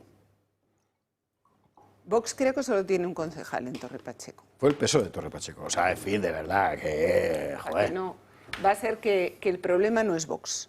Entonces, nos han intentado acusar de financiación ilegal. Hoy hemos sabido, que luego creo que también lo vamos a comentar, o ya lo hemos comentado, que el Congreso de los Diputados, la segunda autoridad del Estado, Francina Armengol, dice que no tienen idea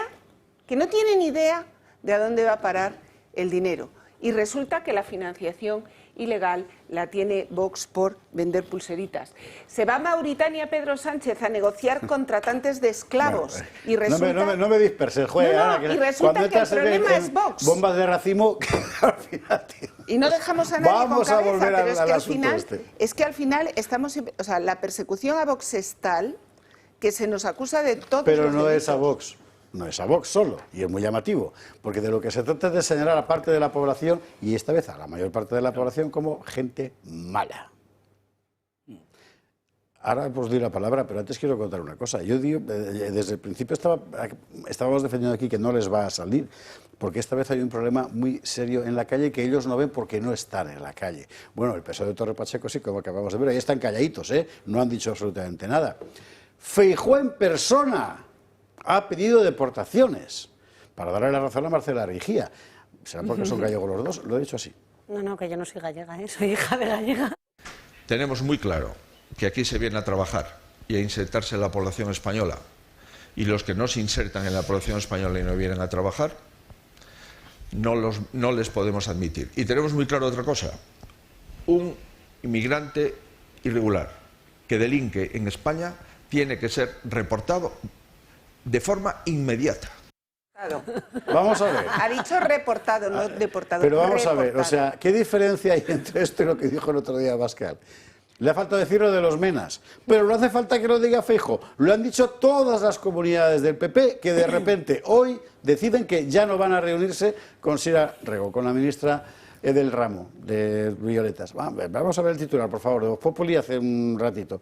Las comunidades autónomas del PP plantarán al gobierno por la imposición en el reparto de menas. ¿Se acuerda usted de Moreno Bonilla? Así de ancho lo tengo. Así de ancho lo tengo. Pues así de estrecho se le ha quedado. porque la realidad en la calle es la que es. Un año han tardado, un año de la ruptura. Pues ahí estamos los de ancho. Bueno, Marcela, Mónica, Josué. Bueno, yo muy brevemente... Que no es gallega, Marcela, todo esto. No, soy hija de gallega, pero nací en Madrid. Vale. Me siento madrileña. Todo sí, bien. Pues debe ser la única hija de los que viven aquí, porque vamos. Bueno, ¿qué pasa? Pero bueno, a la vez. Bueno, respecto el tema en cuestión, ¿no? que es este asedio a Vox, yo de este titular hago dos lecturas. El primero es miedo. Están aterrados porque Vox no para de subir en las encuestas, Vox no para de ser el partido que los jóvenes más apoyan también en todas las encuestas que salen y en las calles. Y estoy segura que si a estos señores de Torre Pacheco que decían que si eran la ultraderecha no sé qué, es que ni se acercan a la ultraderecha, lo que están denunciando es la realidad social que viven y solo hay un partido que se la está defendiendo y esa es la realidad y ya lo hicieron hace un año y ahora el PP, como siempre va con retraso, pues ya está de acuerdo con Vox. Y por otro lado yo creo que también aquí hay una estrategia que la hemos visto en Europa con otros partidos como Alternativa por Alemania, ¿no? Como lo hemos visto con Meloni en algunos casos con los tribunales italianos, que es acallar al disidente, ¿no? Como hacen todos los buenos regímenes tiranos como el que nos gobierna, que es pues dejar esa oposición blandita, que para mí es el Partido Popular, y el que dice la verdad y denuncia la verdad, pues hay que acallarle y si le conseguimos ilegalizar, pues mejor. Efectivamente. Mónica. Sí, yo creo que el problema aquí no es que Vox sea nazi, Vox sean unos fachas, sino que el problema es que la izquierda está muy nerviosa y está muy nerviosa porque hoy precisamente ha salido publicada una encuesta que decía que el 70% de la población española, incluidos votantes del Partido Socialista, de la izquierda, están a favor, están a favor de la remigración. Claro, entonces, claro, menos los votantes de Sumar, menos los votantes de Sumar, la mayoría de los votantes de todos los partidos. Entonces, claro. Y por cierto, mayor proporción de votantes del PP que de Vox a favor de la medida, que es interesante. Que eran un 95 y un 89, una cosa así.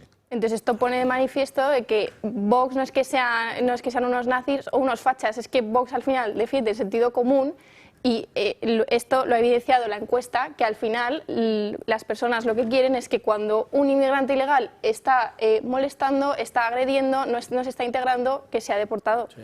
Yo antes, José, me parece muy importante subrayar lo que decía antes Marcela, es que legalmente es lo que se tendría que hacer. O sea, lo que está haciendo España es una ilegalidad manifiesta por parte de los poderes públicos. Seguramente por eso, en buena medida, externalizan a la clientela de las organizaciones paragubernamentales, como ACCEM y compañía, todo eso que están haciendo que es ilegal. Porque lo que dice la ley de extranjería es exactamente lo que propone Vox y ahora también Feijóo. Promulgada por el PP en el año 2000 y modificada por el PP en el 2015. Y es lo que dice la propia ley, o sea que y ahora se les ha olvidado, pero porque conscientemente no han querido aplicarla durante años, esa es la realidad. Y aquí pues no se ha deportado a nadie porque, bueno, pues no sé si por un motivo electoral o por un motivo... Por lo mismo que no se les ha deportado en el Reino Unido, en Francia, en Alemania, en Italia. Esto es un problema esencialmente europeo. Y hay que decirlo. Sí, yo sé que esto hace que el problema parezca menos como abarcable, ¿no? Porque dicen, ¿y qué?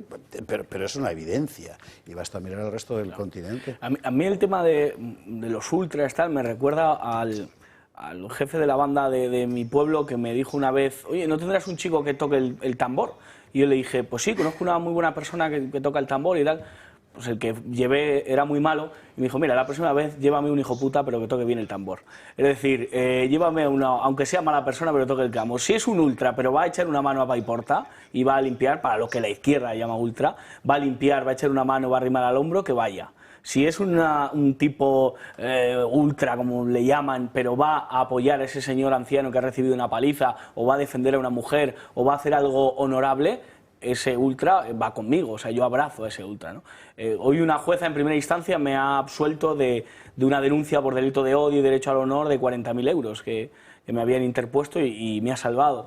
Y la verdad que yo creo que dentro de todo el negativismo que noto, y es verdad que van contra Vox y van contra la gente al final que defiende esto, creo que la verdad se abre paso y yo creo que cada vez más españoles se están dando cuenta de esto y cada vez son menos los que enarbolan este discurso, cada vez son menos los que llaman ultras a otros y cada vez hay más ultras. Entonces, claro, esa balanza se va a ir decantando y al final, claro, van a tener que dar una respuesta, yo no sé, nos van a lanzar lanzallamas, mangueras o lo que sea, con tal de que la revolución popular, no sé qué van a hacer contra ello. Lo que van a decidir mañana en el interior.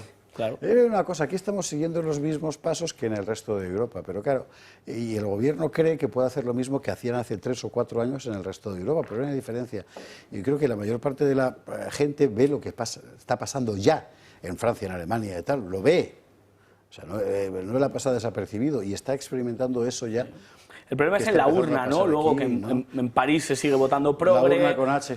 Efectivamente, se sigue votando. Enhorabuena, por la absolución. Ya. Muchas gracias, muchas gracias. Está fenomenal. Sí, sí. Muy cortito, Ana, y nos vamos a la policía. Te diría que no es un problema solo de la Unión Europea, que es un problema que ha vivido los Estados Unidos también, que tiene un grandísimo problema también de integración de su inmigración, y lo cuenta muy bien, no solo de la primera, porque no sé, es que son de segunda generación. Bueno, pues si lees el libro de Vance, te cuenta cómo todos esos inmigrantes del cinturón de óxido que son de segunda y tercera generación procedentes de Irlanda, tienen estos mismos problemas de inadaptación. El problema es que la cultura occidental se ha subido a un carro en el que nos hemos creído que pueden venir otros a trabajar para nosotros, que van a trabajar más barato, que les vamos a tener debajo de la bota, y les estamos dejando todo el poder, que en el fondo es la agricultura, la ganadería, la industria, en sus manos. Y eso, al final, pasa factura social y pasa factura política, porque ya no tenemos el control de nuestros propios estados, porque no tenemos la fuerza productiva. A la publicidad. Sí, porque el debate sería infinito y de hecho no lo vamos a terminar. Mañana seguiremos con ello, pero es evidente que hay un problema. El Parlamento de Portugal ha aprobado crear una unidad especial de fronteras de la policía.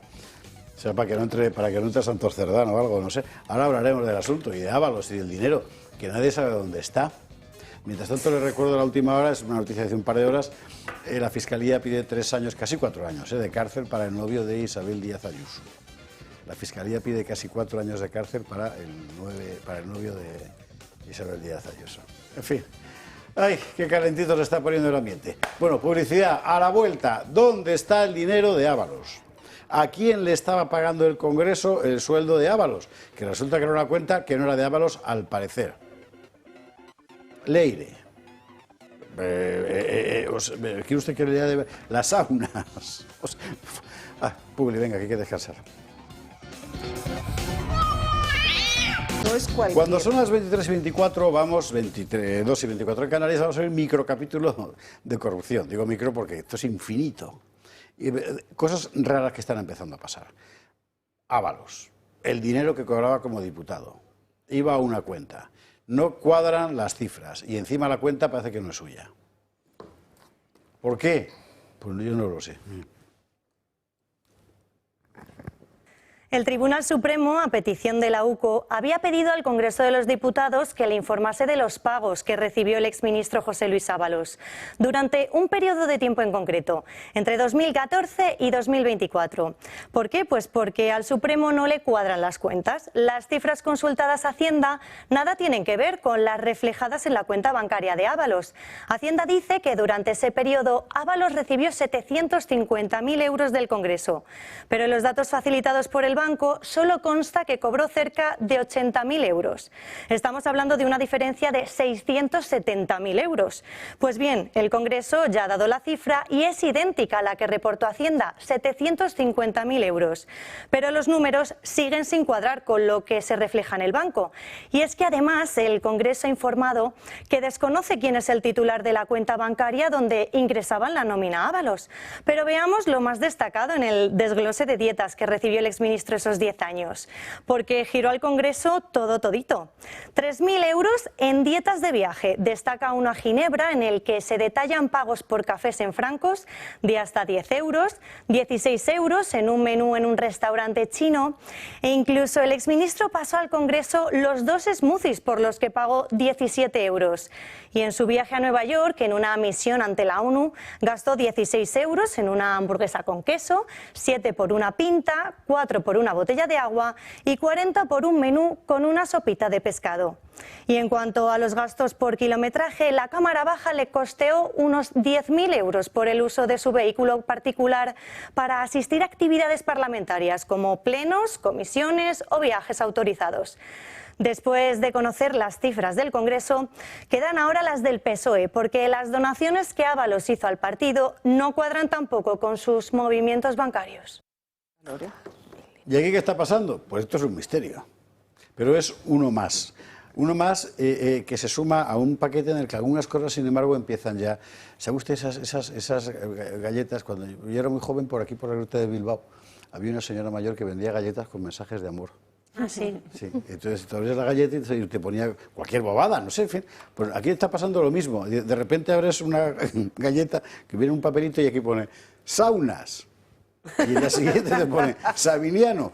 Claro, mire usted que había rumorología en el PSOE con el asunto de, vamos a ver, a Pedro Sánchez quién le ha pagado la campaña de las primarias, ¿no? Y entonces te contaban, no, el crowdfunding. Para eso que es lo que es.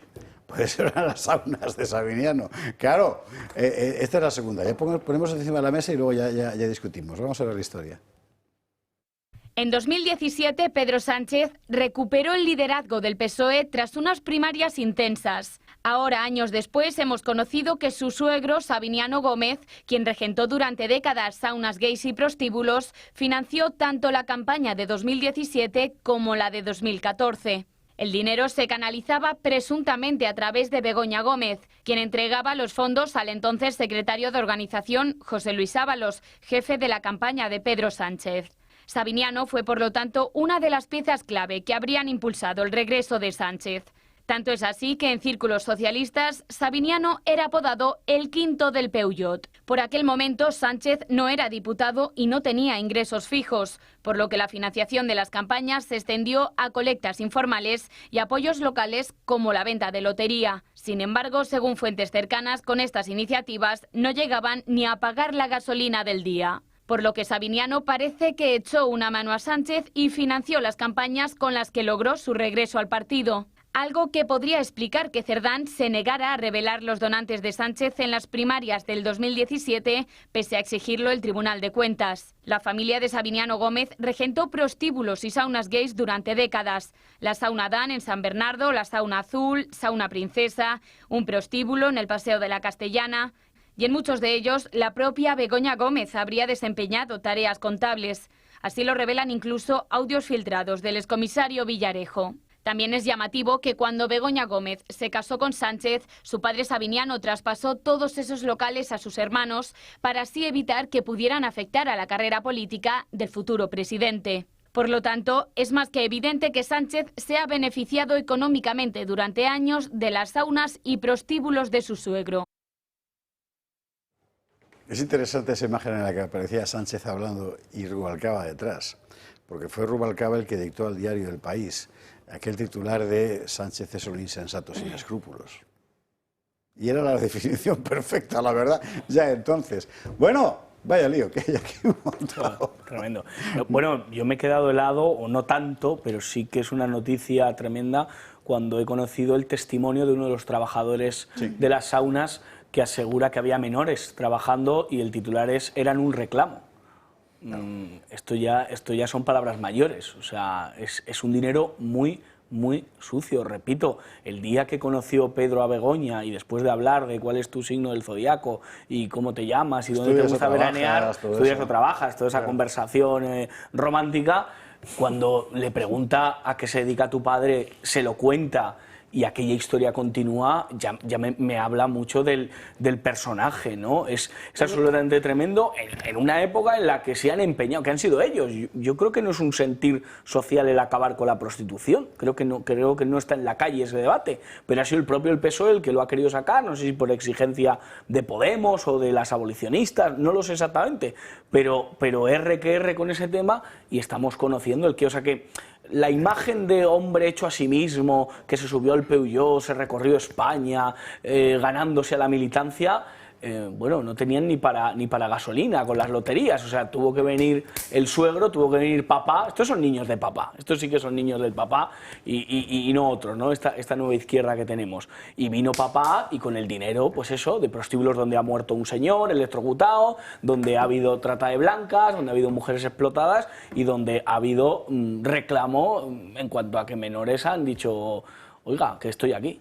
Si fuera una novela, que entretenida sería, pero es que ¿verdad? Es nuestro presidente del gobierno. Y con el suegro poniendo el dinero en la campaña. Y nos da que pensar a ver si el uno no va a ser Pedro Sánchez y va a acabar siendo Begoña, el número uno de toda la trama, porque claro, aquí la que puso la pasta es Begoña.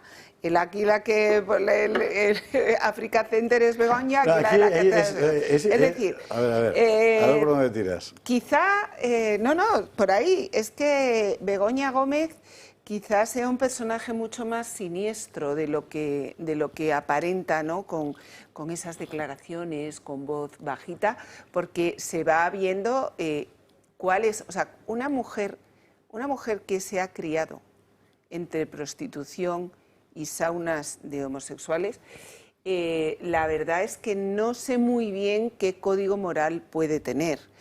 Una mujer que consiente que su padre con ese dinero financie la campaña política de su marido, una mujer de la que el marido está tan enamorado que se tiene que ir 5 días y tiene que dejar 5 días la presidencia de gobierno porque la están atacando, bueno, pues quizá es que Begoña sea mucho más temible de lo que podíamos pensar, ¿eh? Esto es una apertura, está francamente interesante. Marcela, Mónica. A mí me gustaría volver al tema anterior porque me parece lo suficientemente grave, el tema de los pagos de Ábalos. Qué cosa más rara, ¿no? No, o sea, eso aparte es gravísimo. O sea, no solo es grave que el Congreso no sepa dónde paga, ¿no? Sino es grave en comparación con los ciudadanos de a pie. Es que la propia Hacienda Pública tiene el deber, o puede, no el deber, vamos, la posibilidad de comprobar si uno cobra su salario en una cuenta de su titularidad. Y aquí en el Congreso no se hace. Siempre estamos con el doble rasero de que son unos privilegiados esta gente. O sea, no solo es que no sepamos dónde ha ido el dinero y que es dinero público de todos los españoles y que ha financiado, o a qué cuenta se lo ha llevado, o a qué país se lo ha llevado, o a nombre de quién se lo ha llevado. Es que el resto de ciudadanos te piden un certificado de tu cuenta bancaria hasta para pagarte 30 euros en el banco. Y tú haz los Bizum estos que hay ahora, haz unas operaciones de estas varias sin concepto y tal, y ¿quién te pone la lupa? Pero a estos señores no le pone la lupa a nadie. ¿Dónde está el blanqueo de capitales? ¿Qué ley se cumple el blanqueo de capitales en el Congreso? Porque no se cumple ninguna. Porque si no saben dónde destinan el dinero, el salario de la gente que pagan o las dietas de la gente que pagan, ojo, es una vergüenza, Marcela, eso. No sabemos si se lo piden a los del PSOE, pero habría que preguntarle al resto de los diputados, porque yo, la verdad es que hasta donde recuerdo, creo que sí tenemos que presentar esa documentación. Entonces, ojo, que a lo mejor el Congreso de los Diputados habitualmente sí lo sabe y en determinados casos no lo sabe. Pues más grave aún porque hay esa diferencia entre un ciudadano y otro. No lo puedo decir, pero animo a mis compañeros del Congreso a que efectivamente, porque lo normal es que a lo mejor no te hayas ni siquiera dado cuenta, porque si tú das tu número de cuenta a lo mejor no eres consciente, ¿no?, de que se haya. Pero ya me extraña que habiendo pasado todos nosotros por allí y tal, a nadie le haya chocado el que eso se haga así. Con lo cual estaríamos ante un caso, insisto, en el que la segunda autoridad del Estado ha tratado distinto a determinados diputados del Grupo Parlamentario Socialista o incluso a todos los diputados del Grupo Parlamentario Socialista, permitiendo un tipo de financiación o unos flujos de dinero que a lo mejor no se le permiten a otros, ¿eh? Mónica. Sí, a mí me gustaría, volviendo al tema anterior del suegro de Pedro Sánchez y la sauna, simplemente me gustaría señalar lo cínico que es, ¿no?, que el gobierno que se las va dando del gobierno más feminista de la historia y que supuestamente legisla contra la prostitución, la gravedad y lo indignante que es que precisamente se haya beneficiado de esto pues para su ascenso en las primarias, ¿no?, y para llegar a donde ha llegado.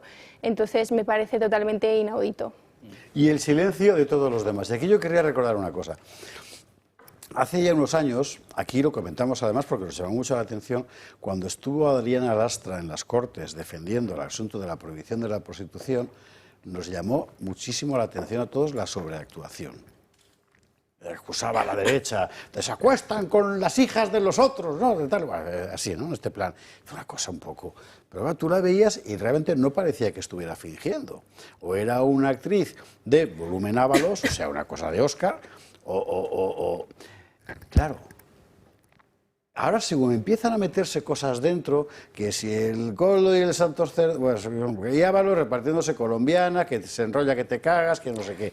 La historia del dinero, ahora todo empieza a encajar. O sea, esa mujer en realidad, cuando gritaba así, no estaba gritando a la gente del PP o de Vox a la que señalaba, estaba gritando a los suyos. Claro, que han construido toda una maraña de poder, y aquí es donde se juntan las historias de Ábalos, de las saunas, de la gaita, una auténtica maraña de poder sobre toda esta y Feijóo creo que ¿no? Feijóo ha acertado políticamente, atreviéndose a sacar este tema a la palestra y a decírselo a la cara yo creo que sí. a Bascal. Lo que me a Sánchez. Lo que me pregunto es por qué ahora. Y me parece que es la pregunta que nos hacemos todos. Pero ahí seguro que Ana tiene más información que cualquiera de nosotros. No, la verdad que no, pero es cierto que el nivel de putrefacción yo creo que está alcanzando niveles que no podíamos ni imaginar. Que es una pasada. Yo creo que por discreción durante un determinado momento se mantenían al margen, ¿no? Las ocupaciones de la familia, sobre todo, pues acordaros que si son Soles le gusta ir a la ópera, se dedicaba también, ¿no? Ya cantaba en un coro, efectivamente. Cantaba en un coro, sí. O que si Viri... Entonces se mantenían un poco al margen, ¿no? Porque lo que no habíamos vivido es nunca que la mujer del presidente de gobierno hubiera vivido del negocio de la prostitución, ¿no? Yo creo que eso es algo que en principio nadie estábamos preparados, ¿no? A asumir que eso era así. Incluso a veces eso puede suponer un impedimento a hablarlo públicamente. Ahora bien, yo creo que también Feijóo lo hace como arma defensiva. Ojo. Porque él también tiene su pasado, tiene sus fotos y tiene sus miedos a que se hagan determinadas cosas encima de la mesa. La foto famosa de Feijóo, vamos a nombrar al elefante de la habitación. Han desgastado ya esa foto, ¿no? Esa foto está amortizada políticamente. Poco sabemos de esa foto. Bueno, si sabes tú más, Ana. No, poco sabemos de esa. Yo digo poco sabemos de esa foto es porque poco sabemos. Además era traficante de tabaco en esa época. Sabemos que está Marcial Dorado, sabemos que está Feijóo, no sabemos quién hizo la foto, no sabemos cuál es. Vamos, hay muchas cosas que no sabemos de esa foto, no sabemos si siguieron siendo amigos o no. Lo que sí que sabemos es que Feijóo tiene pánico. No, yo creo que no. Yo precisamente si se ha atrevido es porque ya eso no le duele. Ya está cansado de que se lo saquen. Y ya que se lo sacan dice, oiga, mire, si van a estar ustedes sacándome la fotito de las narices, pues mire, le voy a sacar yo su pasado, que creo que tiene mucho más que esconder. Yo creo que ese es el momento de desquitarse y decir, mira, no voy a estar chantajeado por este tema. Hay una legión de gente tratando de descifrar si Feijóo, cuando dijo lo de qué prostíbulos ha cobrado usted y tal, estaba leyendo, estaba haciendo que leía, es muy importante, si estaba leyendo se le había preparado eso ya. Si estaba haciendo que leía, era que prefería no mirar a la cara mientras se lo decía, también es importante. Por otra parte, desde que se quitó las gafas parece que las está buscando, es una cosa... Sí. Bueno, ahora... Si empezamos a enlazar cosas, es muy llamativo que salga esto al mismo tiempo que Zapatero emerge de nuevo. Cosa que en los mentideros del PSOE, que los mentideros del PSOE son los mentideros por antonomasia, en fin, se está comentando mucho. ¿Qué sugieres? ¿Qué sugieres? Pues que igual para salvar el gigantesco negocio dejan que era Pedro y le sacan su punto más débil, punto que además no tiene nada que ver con todo lo demás, en principio. Porque el hecho de que Pedro Sánchez haya montado sus primarias como las montó, en principio no tiene nada que ver con la red Venezuela, Zapatero, Acento, Pepe Blanco, los chinos, las mordidas, digamos que es otro negociado, ¿no? Si hay que salvar al Partido Socialista, lo que está claro es que lo que hay es que encapsular a Pedro en una única de las tramas. ¿Tú crees que hay un Pedro diferenciado de Zapatero? Es decir, no en negocios, sino sin conocimiento de Zapatero. No he dicho que sin conocimiento. Por supuesto que con conocimiento. Por eso tú te puedes permitir, porque lo conoces, es decir, la cápsula en la que vamos a expeler a Pedro hacia el vacío es esta. Se llama saunas. Claro. No todo lo demás. Si hay que salvar el partido, yo estoy de acuerdo. Ya, pero cuando dinamitas a alguien, ese dinamitado a veces sabe cosas. No entiendo en la mente de un votante del PSOE o de alguien que siente afinidad por el PSOE por qué Zapatero es un activo político. Es acojonante. Es que no Perdón, es sorprendente. Recordabas antes los recortes más fuertes en España han venido de Zapatero. O sea, ¿por qué no se retiran? ¿Por qué no se va a León? Y mira que ha conseguido comprar y llenar chalets en Lanzarote, en León. ¿Cuándo reaparece Zapatero gloriosamente? El año 23, ¿no? Las elecciones del 23. Sí. Es cuando de repente, está aquí Zapatero, el hombre que abrió el pacto político con ETA, el hombre que abrió el pacto político con los separatismos, el hombre que empezó a romper España, vamos, y ahí enseguida. El hombre que llegó al poder. El matrimonio igualitario. Y que tiene unas ganas de premio Nobel de la Paz pero le va a salir mal, yo creo, ¿no? Con el tema de la negociación con Venezuela, él quiere erigirse como el bueno de la película. Bueno, pues si le dieron a Obama el premio Nobel de la Paz antes de ser presidente para luego poder bombardear con toda libertad, pues imagínate. ¿Por qué no dárselo a ZP? ¿Por qué no? Bueno, esto es un misterio y vamos sumando misterios y todavía quedan por acabar. Ahora el último que tenemos me parece que es una imputación formal, ¿no? A Libre 10 como por tráfico de influencias. Pero bueno, comparado con todo este mogollón, esto casi es peccata minuta. Y luego está lo del hermano que tiene muchísima gracia, porque el caso hermano también tiene a su vez otras vinculaciones. Aquí, si usted quiere, vamos a hacer una pausa, ¿vale? Porque además necesitamos 2 minutos o así finales para el regalo del día a todas las Cármenes. Entonces, nos vamos a la publi ahora. A la vuelta, vamos a contar...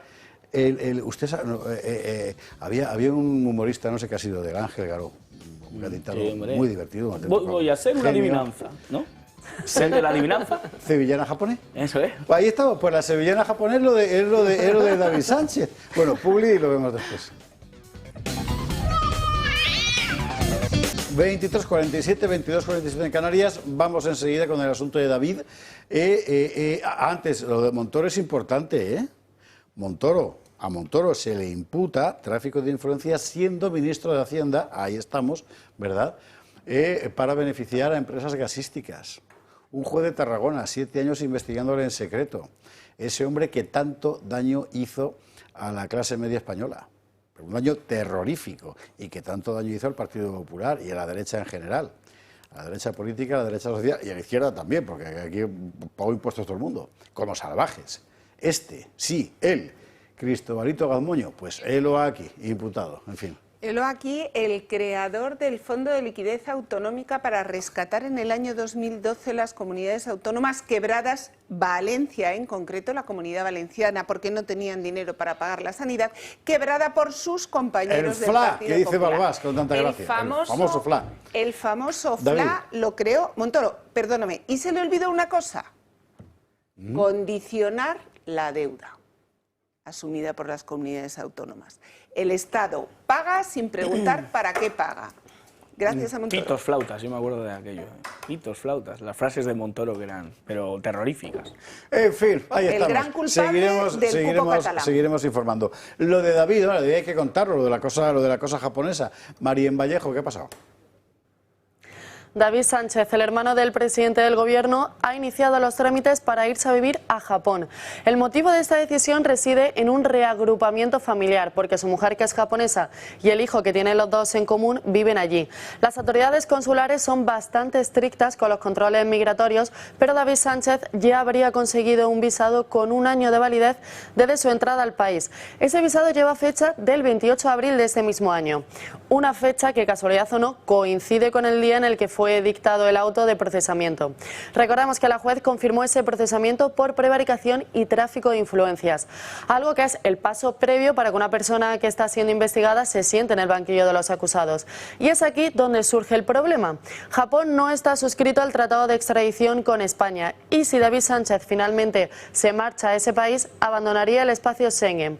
¿Esto qué quiere decir? Pues que se correría el riesgo de que el juicio no se pudiese celebrar y también en el caso de una orden europea de detención, esta no sería aplicable. Además, si llega a haber condena y él continúa en ese país, podría quedar vacía de efectividad. Como vemos, son muchos riesgos y aunque fue procesado, no le impusieron medidas cautelares, por lo que actualmente David Sánchez sí que puede viajar libremente. Pero Vox, ante esta información, ya ha solicitado la retirada de su pasaporte para evitar su marcha de España. Aligato. Muy bien. Sayonara. Lo de David, es una historia más, que es una alcaldada descomunal. Pero ¿sabe dónde tiene allí su despacho y su casa o eso? ¿O le va a pasar como en Japón? ¿Dónde está su casa? En Japón, claro. No, porque como nunca supo dónde estaba su despacho en Badajoz, lo mismo que allí también le pasa lo mismo, ¿no? Que no sabe dónde está su casa. Y luego le pregunta al juez, ¿y a dónde te mando la notificación? Pues no sé. Pues me imagino, ¿no? Pero bueno, aquí sigue habiendo un asunto pendiente que desde mi punto de vista es lo más importante de todo, que es lo de Elbas. Y porque las sociedades de la trama de hidrocarburos, que sigue su camino, aunque es un camino lleno de pedrazas. De pedrazas, muy bien. Estaban ahí todas colocadas, las sociedades. Fantasma. Justo ahí, qué casualidad. Y mira qué grande Portugal. Y fíjate que si trazas una línea desde la refinería de Sines, la gran entrada de hidrocarburos por Portugal, país ahora mismo gobernado por la izquierda, a Madrid, ¿sabes por qué capital de provincia es la primera que pasas? Por Badajoz. ¿Por qué eligieron Badajoz como destino de David Azagra? Pues yo siempre he dicho que porque necesitaban un testaferro de confianza. No, hombre, si fue una búsqueda en Google. Ah, bueno, es verdad, tienes razón. Pues en Google testaferro.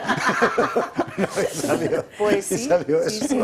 Yo creo que al final todas las tramas acabarán en una, ¿no? O sea, al final es lo que siempre hemos hablado, ¿no? Que está todo dividido también. Hombre, no todas las mismas personas son las implicadas, obviamente, pero porque el derecho penal lo canaliza por delitos, por tipo, situación, hecho, etcétera, pero al final esto está más conectado todas y cada una de ellas. Por eso estas coincidencias en las empresas y tal, lo que pasa que, bueno...